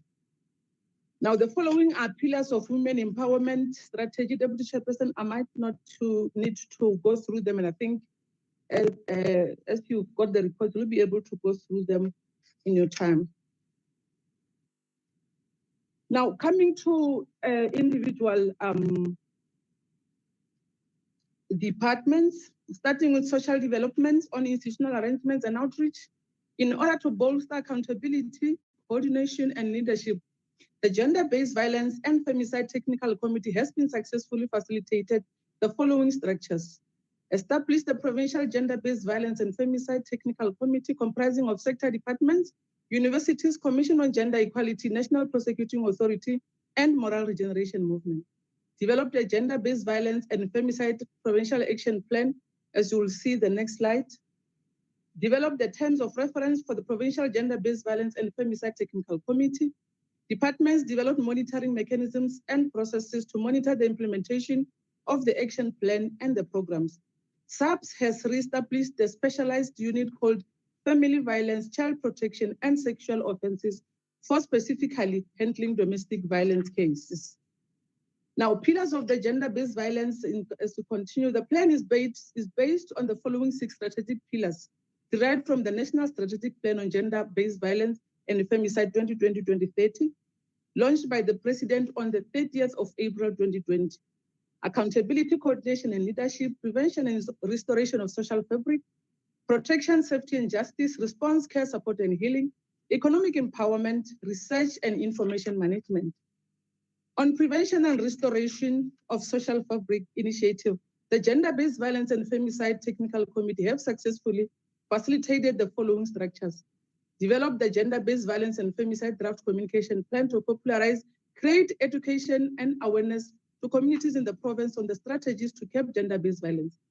Communication and advocacy campaigns conducted through electronic media interviews, popularization of messages on print media platforms, including social media, intranet, Twitter, Facebook, webinar, and local and national newsprints. Coordinated the Women's Month of activities and facilitation of Women's Day on our social media platforms, including an address by the Premier of the province. Profiling gender-based survivors and engaging organizations servicing the sector. SAPS continue to visit schools which are highly affected by crime and substance abuse. 211 hotspot schools have been identified for intervention in partnership with line function departments and NPOs. Response, care, support, and healing initiative. The Gender-Based Violence and Femicide Technical Committee have successfully facilitated the following structures. Resourcing of the 8 Tutuzela care centers to adequately provide integrated services at healthcare facilities managed by National Prosecuting Authority and the Department of Health. Implement psychosocial support programs, debriefing for all frontline workers in place and rolled out, including those working in civil society organizations. In the first quarter of this year, over 1923 victims were provided with psychosocial support services. Integrated information management system linking all stakeholders developed and monitored. Economic development initiatives, the Gender-Based Violence and Femicide Technical Committee have successfully facilitated the following structures. Those two shelters provided housing facilities to 42 victims of gender-based violence and femicide, funding 74 civil society organizations currently rendering prevention, response, care support, and healing programs in collaboration with social development. 200,000 has been provided to resource victim empowerment centers in the province, enabling social development to render adequate prevention, response, care, and support programs. Now, moving to the Department of Transport and Community Services, Deputy Chairperson, I think the slide is depicting the crime statistics. I may not need to go through all of them, but just to give a slight preview on 2018-19, you can see number of cases wherein murder was 183, sexual offenses 229, attempted murder 148, assault GBH 2437, common assault 3364, total contact crimes 9361. As I continue in terms of the statistic, Chairperson, the picture you can see as is put on the slides, Chairperson. Transport and Community Services, Capricorn crime statistics, Chairperson. Next slide. Yes, I'm on this slide. So you can see also, Chairperson, the picture in terms of the district Capricorn. I may not be able to go through all of them. So the next slide also is showing the picture in the Capricorn district. You can see the red vis-a-vis the green, which means Capricorn, there's still a lot of work that needs to be done in terms of the cases. So when you proceed to Mopani, which is the next slide, you can see at least Mopani, it paints a little bit of a better picture, although there's still a concern in terms of 37 and 41 cases on women. Now, when you look at Waterberg as well, you can be able to see cases against women and children. So we still have some work to be done as well. Kupuna District, the picture is not pleasing at all, Chairperson. As you can see, the red vis-a-vis the green, which means our problems are many when we talk of Kupuna District, which means a lot of programs need to be taken to Kupuna, especially on the issue of the awareness campaigns. Vembe District, you can see also the picture there is not good at all, and which means these two districts need more of the attention in terms of dealing with issues of gender-based violence. The next slide, Provincial Crime Prevention Strategy, Theme 8, Vulnerable Groups. The objective is to provide multi-sectoral coherent strategic policy and programming framework to ensure a coordinated provincial response to the crimes against vulnerable groups, crimes and social disorder against the following: gender-based violence, femicide, child abuse, crime against children, crime against people with disabilities, crimes against the elderly, assault with intention to grievous bodily harm, herein referred to as GBH, rape, sexual offenses, and sexual assault. The next slide shows the Limpopo Provincial Crime Prevention Strategy. I think, Chairperson, we can be able to go through and it will give us a picture in terms of what we're talking about as a province. The next slide is about intervention strategy implemented by community safety. Chairperson, as you can see, ministerial 6-point plan on handling GBVF cases at police station. It became apparent that the manner in which police officers in the community service centers at police stations handle GBVF cases most often lead to secondary traumatization. And I've already heard in the Water mentioning that point as well. The police ministry released the ministerial 6-point plan against GBVF, which is a guide to police officers and also serves as a monitoring guide for the community safety department. Sub-specialized unit to deal with GBVF, FSC, FCS.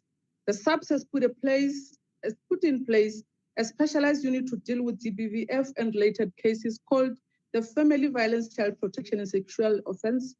The detectives handling GBVF and sexual offenses cases are highly qualified and experienced officers. Strategies embarked on during the COVID-19 state of disaster lockdown. The COVID-19 did not allow public gatherings, and it was almost impossible to conduct public education awareness campaigns. The province, with Department of Transport and Community Safety, embarked on radio dialogues, virtual meetings, and social media interactions. Strategies embarked on during COVID-19 state of disaster lockdown. The COVID-19 regulations already indicated above did not allow gatherings, and therefore it couldn't be possible to conduct the public awareness, which means it's going to be top on our agenda, as we'll be going back to level 0 8%. Department of Transport and Community Safety embarked on radio dialogues, virtual meetings, and social media interactions. The department held 3 roundtable discussions on gender-based violence and femicide through Capricorn FM and Energy FM.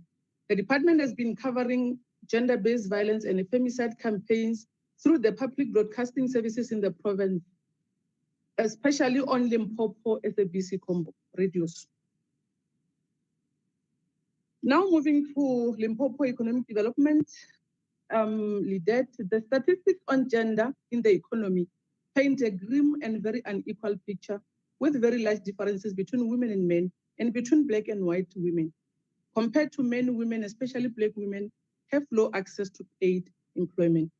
Because of the limited opportunities in the formal employment sector, many women, and especially Black women, are forced to work in the poorly paid and largely unregulated informal sectors.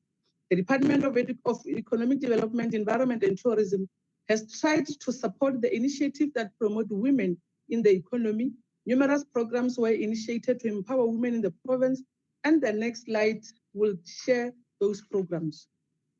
Deputy Chairperson, Limpopo Provincial Women in Business Forum.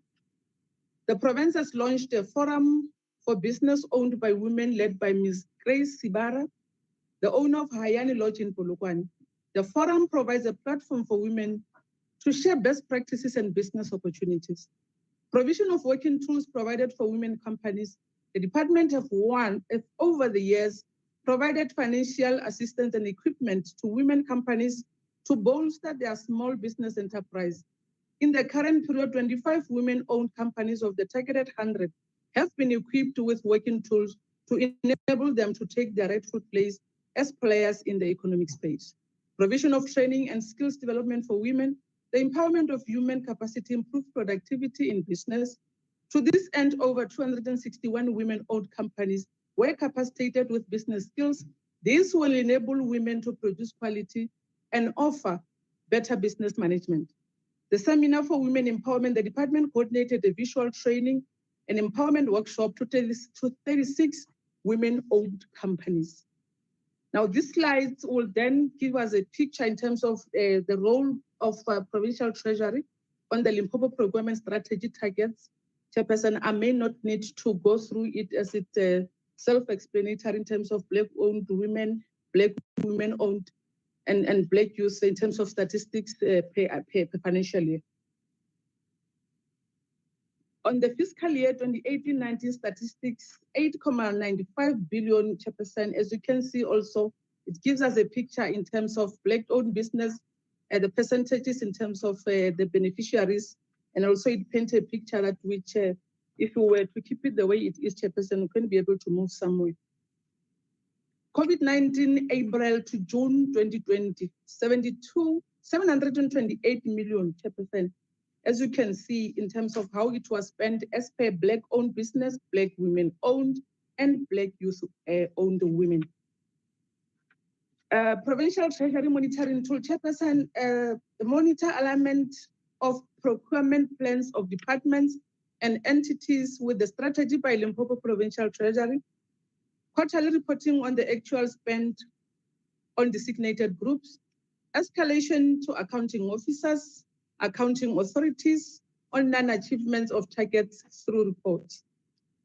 Limpopo Provincial Treasury has entered into an enterprise development agreement with Standard Bank South Africa since 2018, an initiative which guarantees financial support to designated groups that are willing to repay the bank once the state has effected the payments after their deliveries. The province is in the process of concluding a similar agreement with ABSA. Moving to Coxstar Chairperson, interventions undertaken to support district to effectively engender their IDPs. Chairperson, let me indicate that in terms of the IDP framework, the district municipalities are expected to highlight in their IDP documents how gender equality is promoted for access to economic opportunities, and that special focus groups, women, children, and people living with disabilities are promoted in the municipalities. Municipalities are further expected to develop strategies for promoting the needs of special groups.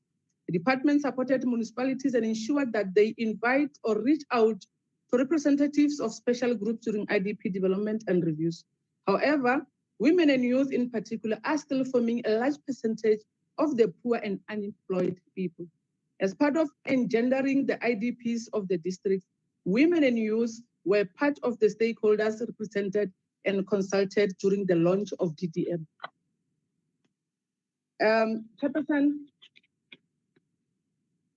Coxstar on interventions undertaken to support districts to effectively engender the IDPs as I continue, encourages municipalities to involve women, youth. I think this is a repetition, Chairperson, my apologies. Now, municipalities were also encouraged, Chairperson, to include women during the establishment of ward committees, encourage municipalities to ensure routine consideration of gender issues in strategic planning exercises. The department, through its gender unit, reports to Office of the Premier on monthly basis on gender representation. The department also reports to Office of the Premier on issues such as meeting equity targets, employment of women in decision-making positions, conducted gender awareness training in municipalities. Also, Chairperson, municipalities need to budget upfront for skills development, a statutory requirement that contributes to effective service delivery. Municipal processes such as planning, budgeting, and service delivery tends to be complex and difficult for community to understand. Local residents and groups with no skills and resources may find it difficult to participate effectively. Steps must therefore be taken to build the capacity of the local community to participate. Capacity building initiative, Chairperson, include gender training for youth and women, establishing computer literacy and needs assessment skills, raising community awareness about the different ways in which members can participate in municipal affairs, particularly now under the COVID-19 pandemic, and providing information about municipal governance, management, and development so that the community is able to make informed inputs into participatory processes of the IDP development and review. Now, Chairperson, I'll then move to the challenges and interventions. The need for effective coordination, monitoring, and networking, and provision of technical support for the process of advancing women's empowerment and achieving gender equality will require that adequate resources be made available to achieve tangible operations. The following strategic operations are needed, Chairperson. Leadership and support. Gender mainstreaming programs will be discussed in the governance and administration cluster and all technical clusters eventually to the Executive Council every quarter. Gender responsive budgeting. We are saying here, ensuring gender equality, equitable distribution of resources, and by contributing to equal opportunities for all. Gender responsive budgeting is essential for both gender justice and for fiscal justice. Development of gender action plan ensure that the Office of Status of Women crafts a roadmap to gender activities that an institution is adopted for itself. Its purpose is to make the institution activities gender responsive and transformative, and thus more effective, efficient, and successful. On human development strategies to ensure that gender focal persons and women in middle management are capacitated to function effectively and ready to ascend to position of leadership opportunities present. In conclusions, Chairperson, the department will continue to infuse gender in its district municipal support programs and ensure that gender representation is promoted at all times and during the IDP review processes. In addition to support interventions undertaken to support districts in Limpopo province to effectively engender their integrated development plans, the department will, through its gender unit or special project champion, and guide district municipalities to ensure gender representation in all its programs. The districts and municipalities will be requested to champion campaigns about gender representation within their areas of jurisdictions using various media platforms. Community development depends on two pillars, which are the creation of an enabling environment for members of the community to develop the motivation of members of community to advantage of the enabling environment to develop themselves.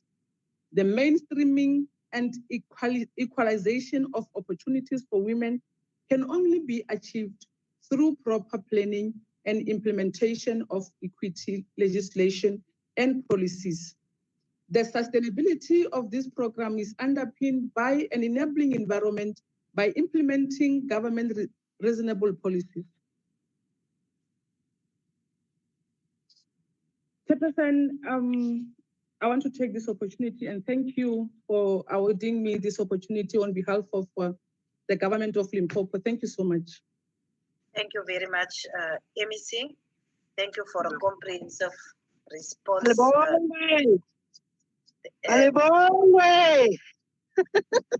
Comprehensive response to our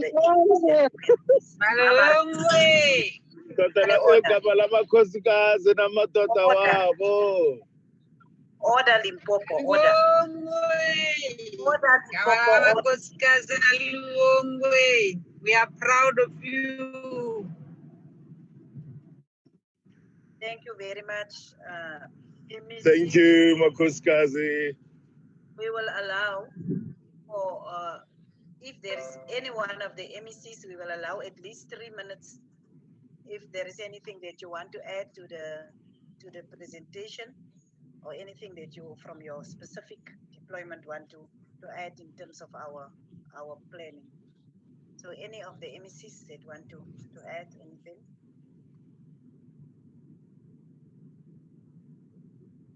Because if there is none, we can continue. We can proceed. Honorable Deputy Chair. Oh, yes, MEC Makamo.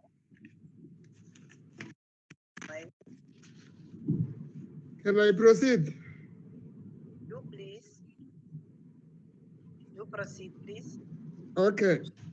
Thanks very much, Honorable Deputy Chair. It is for me to come talk to the issues, 2 issues which were raised by the Commissioner.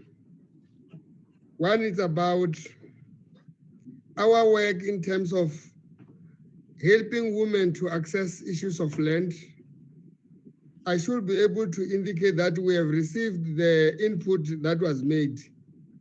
But the presentation of the MEC on behalf of the Premier was able to show how much we are engaging women now in terms of our district development model.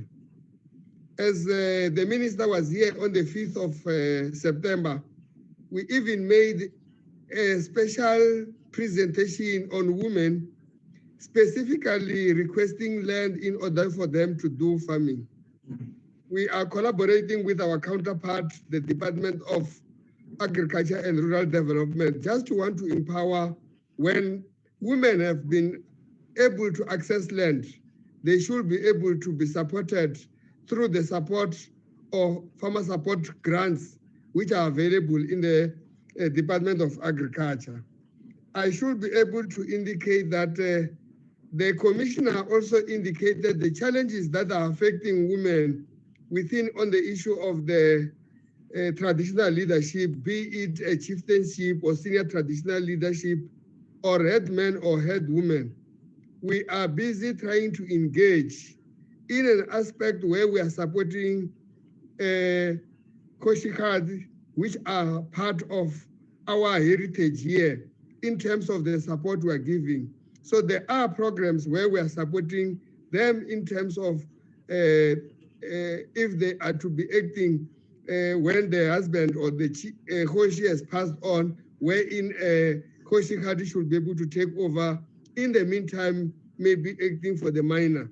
So those are the programs that as a department, but the issue of the specific with some women in Guyana who are fighting or battling with the traditional leadership in order to access land, we will be able to follow up that matter and be able to assist, as we also work with the House of Traditional Leadership in the province in order for them to access land and support them in order for them to be utilizing the land, because ours has gone beyond making women access land, but we also support them for them to be able to be sustainable farmers on their own. Thanks very much, Deputy Chair.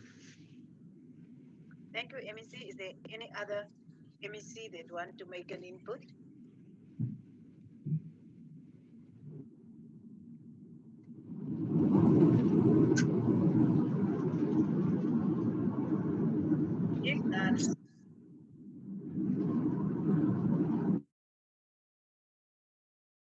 If none, I will now hand over the next session to the Deputy Speaker to facilitate the interactive session where we give the opportunity to the members of parliament that are on the platform to engage with the presentations, particularly the one from the provincial government, so that we can then, from there, we will conclude the business of the day and further engage in our oversight responsibilities with other issues.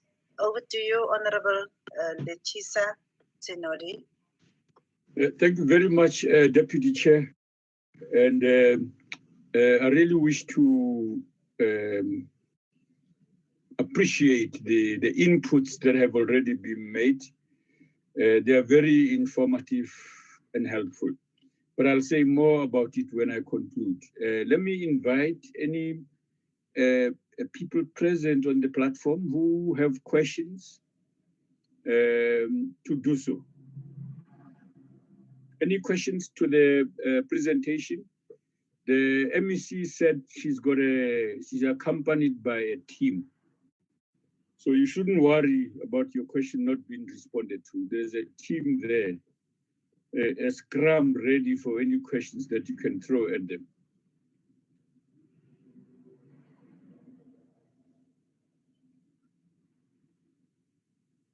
Honorable Deputy Speaker, people are complaining that they don't see your eyes.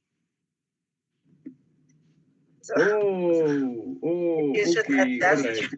All right.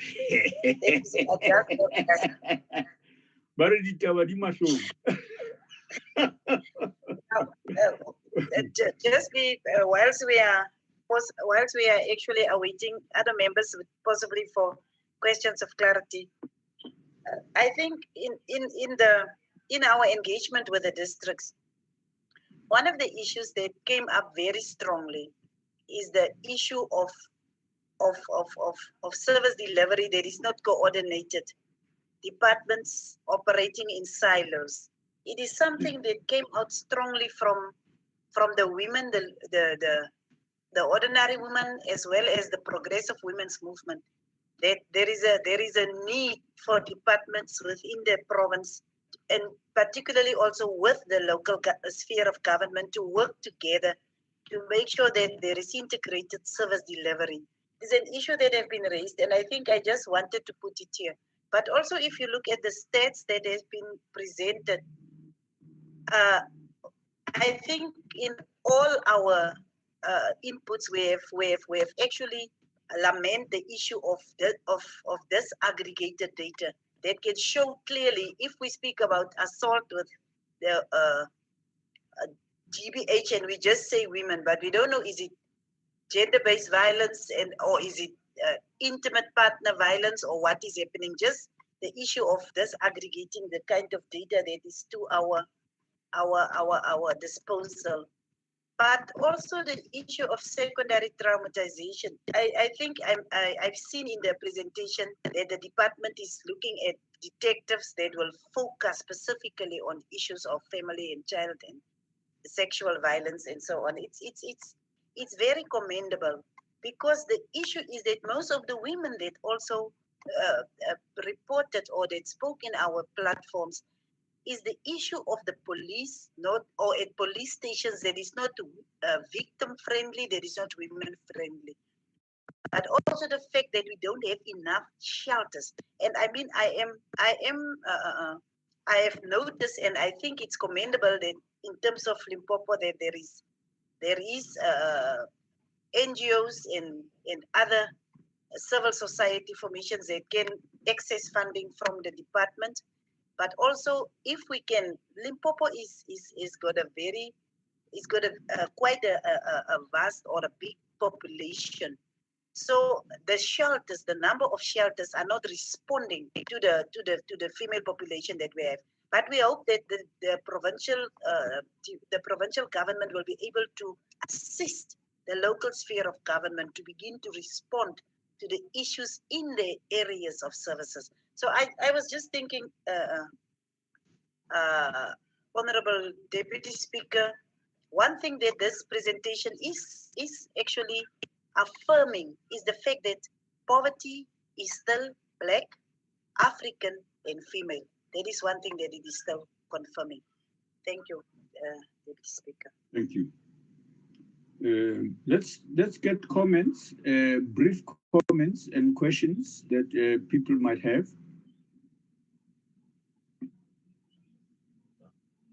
The MEC, in presenting a very comprehensive report, did not shut you down. She was doing a good work of providing an integrated report, which I loved, by the way, in the manner in which it shows what is possible when people work as a collective and present together key highlights of each of the areas for communicating. It's an interesting one. Let's get to hear any questions, comments? Thank you, Chairperson. Does it mean we must respond to the comments that were made? Or should we allow all of them? Let's hear whether there are any other questions. If there are not, I'm going to count, because I think it's usually when we are sitting in the same venue and we've got lots of valuable time, it would be nice to take our time to reflect on what has been said, which is normally what is happening right now, before people can ask questions. But if people feel they are okay, they don't have to raise any questions, then we'll proceed to the next step, perhaps to give the opportunity so that we make some closing remarks as well. Any other question?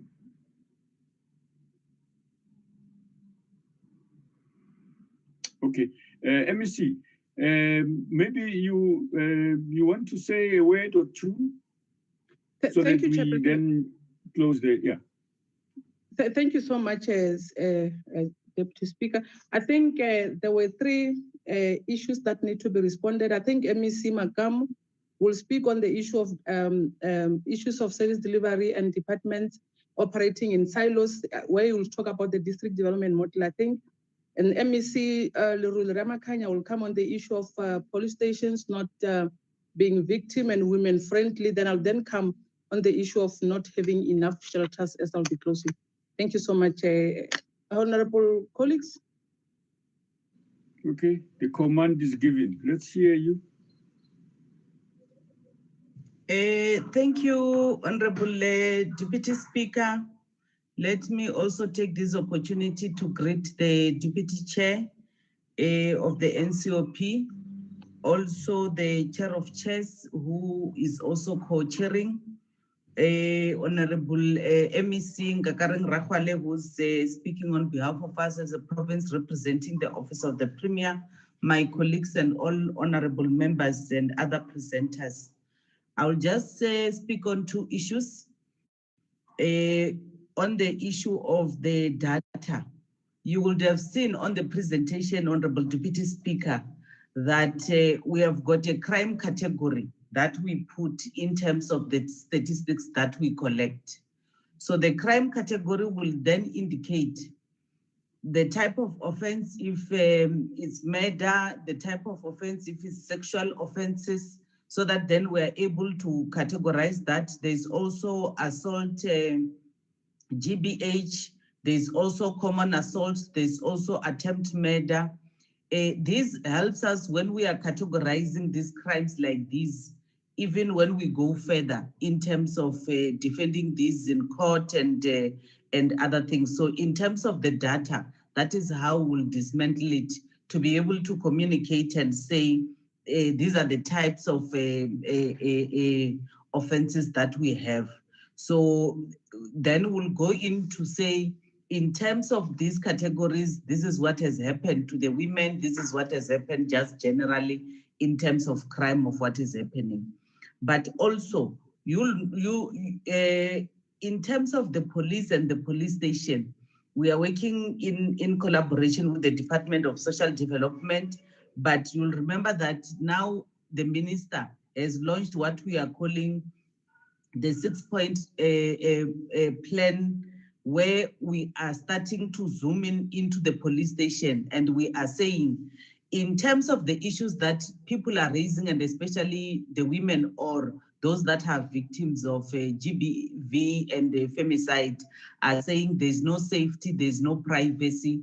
We have started to train our own teams and police to say when a person arrives, they are not handled in a normal situation where they'll go stand over the counter, but there's comfort.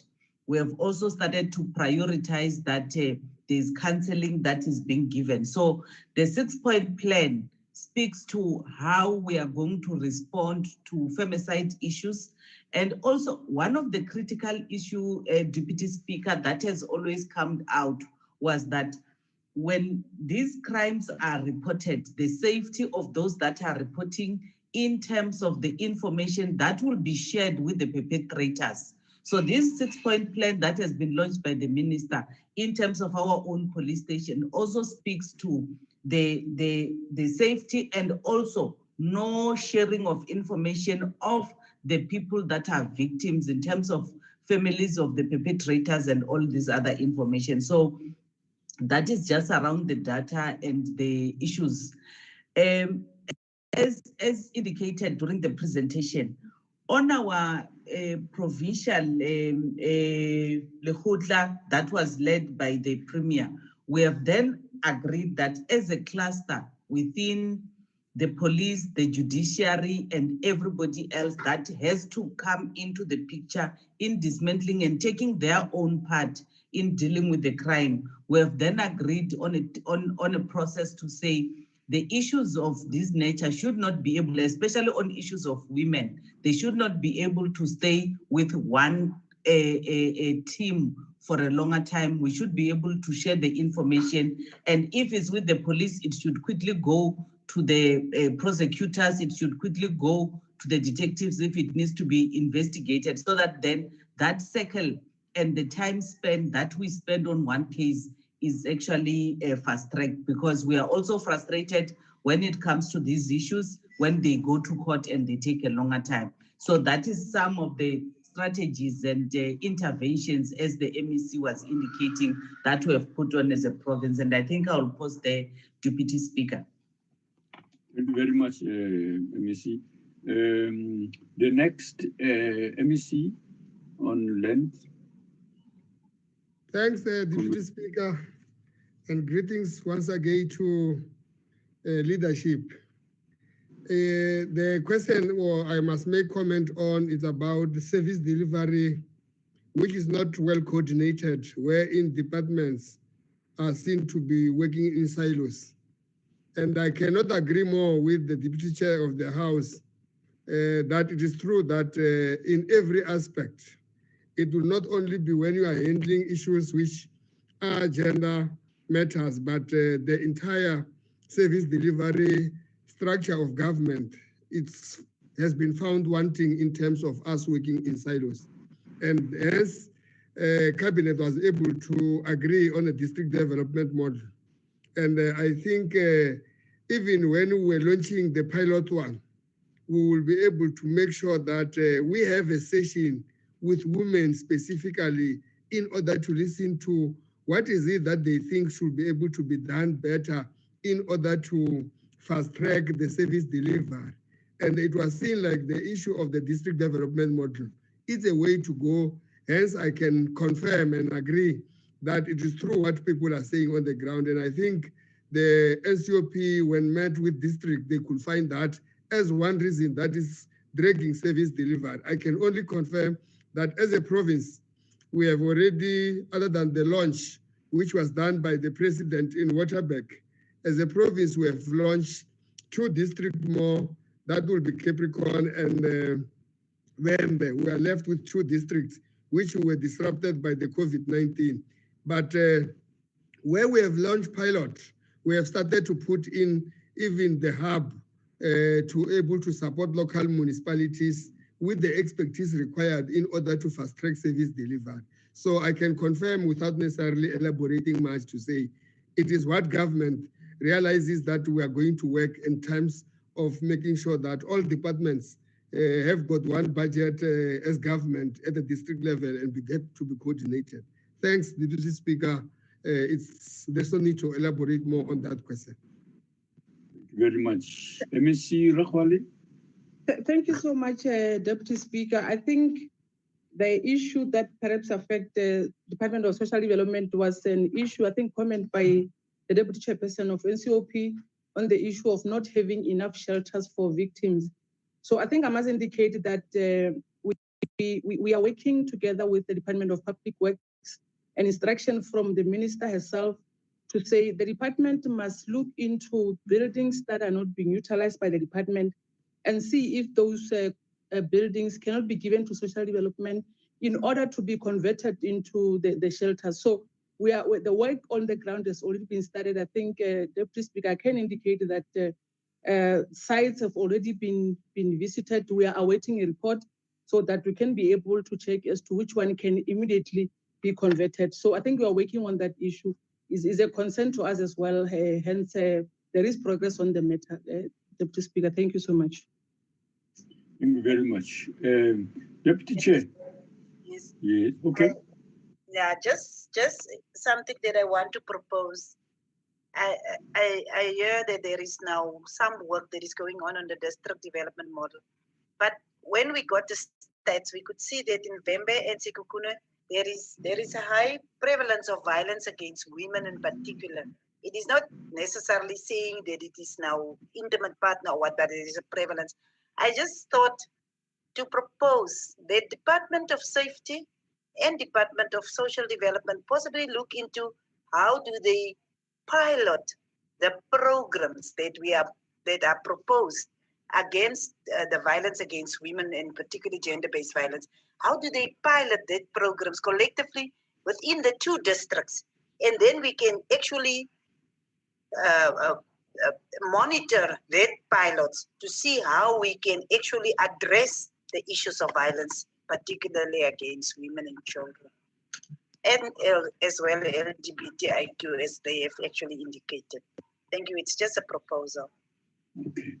Thank you very much, Deputy Chairperson. The point I want to raise is that it was useful that the MEC in the report that he gave says that 6.8 of the population comes from the people with disability and so on.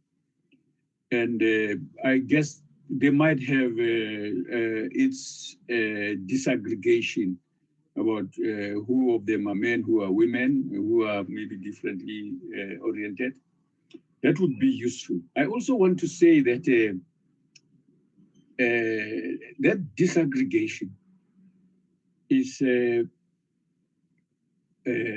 hugely useful exercise in determining whether a matter is significant or not, and whether we are making progress or not. This is why the CGE, the Commission on Gender Equality, as well as State South Africa, and the Finance and Fiscal Commission, in their numbers and the manner in which they report what they are reporting on, uses numbers.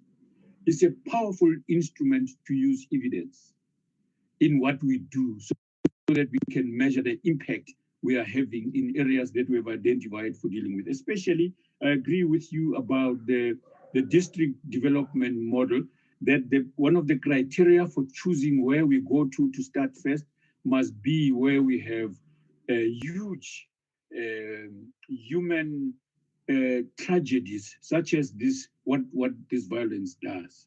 So I want to agree with you about it. I also want to point out that I said that I like the manner in which the report was presented in a coordinated, in an integrated manner.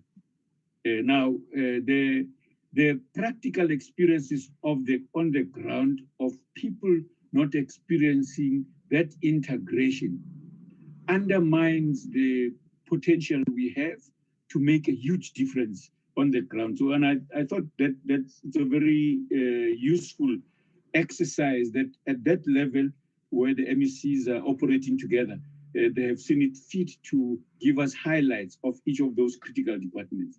It would be useful if that's taken to the district so that we can see the value of this level of working together and so on. I do want to suggest that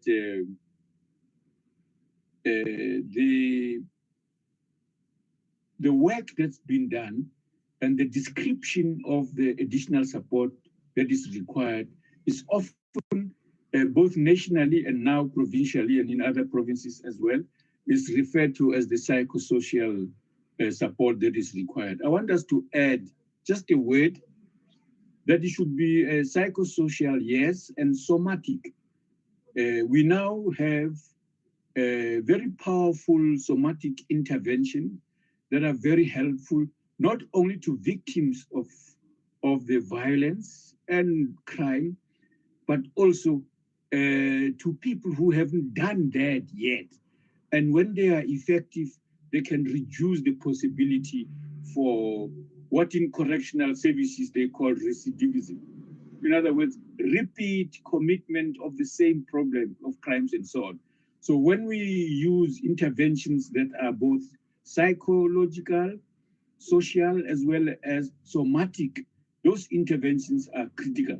I do happen to know specifics that you do have some degree of capacity in Limpopo that you can harness for these interventions, especially working in those places that you intend to expand, where women goes to for safety, but also for men as well, in the interventions that are ongoing by the Men's Forum that seeks to address the issues that have been raised and so on. So I really find what has come out of this exercise very useful. I do see the continuing confirmation of the collaboration that emerges between the FFC, for example, CGE, as we come through over the gap, and then with other departments and states SA.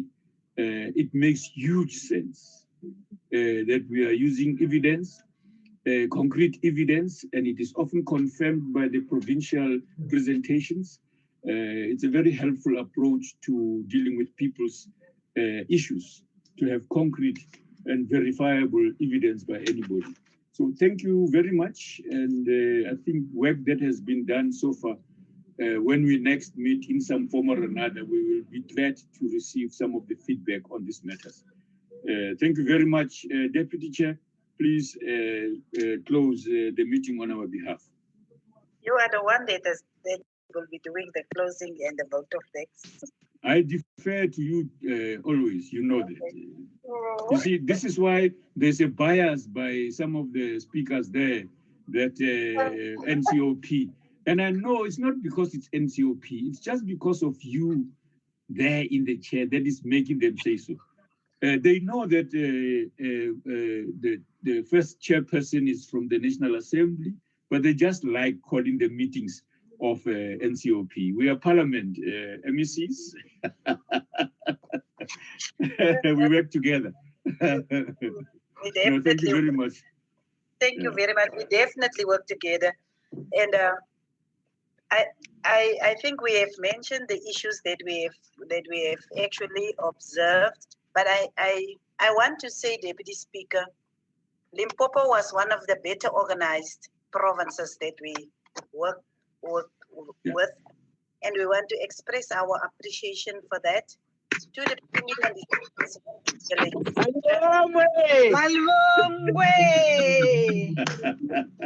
Viva You have to say so yourself. Phambili Limpopo, phambili. As well Limpopo, as let us say it.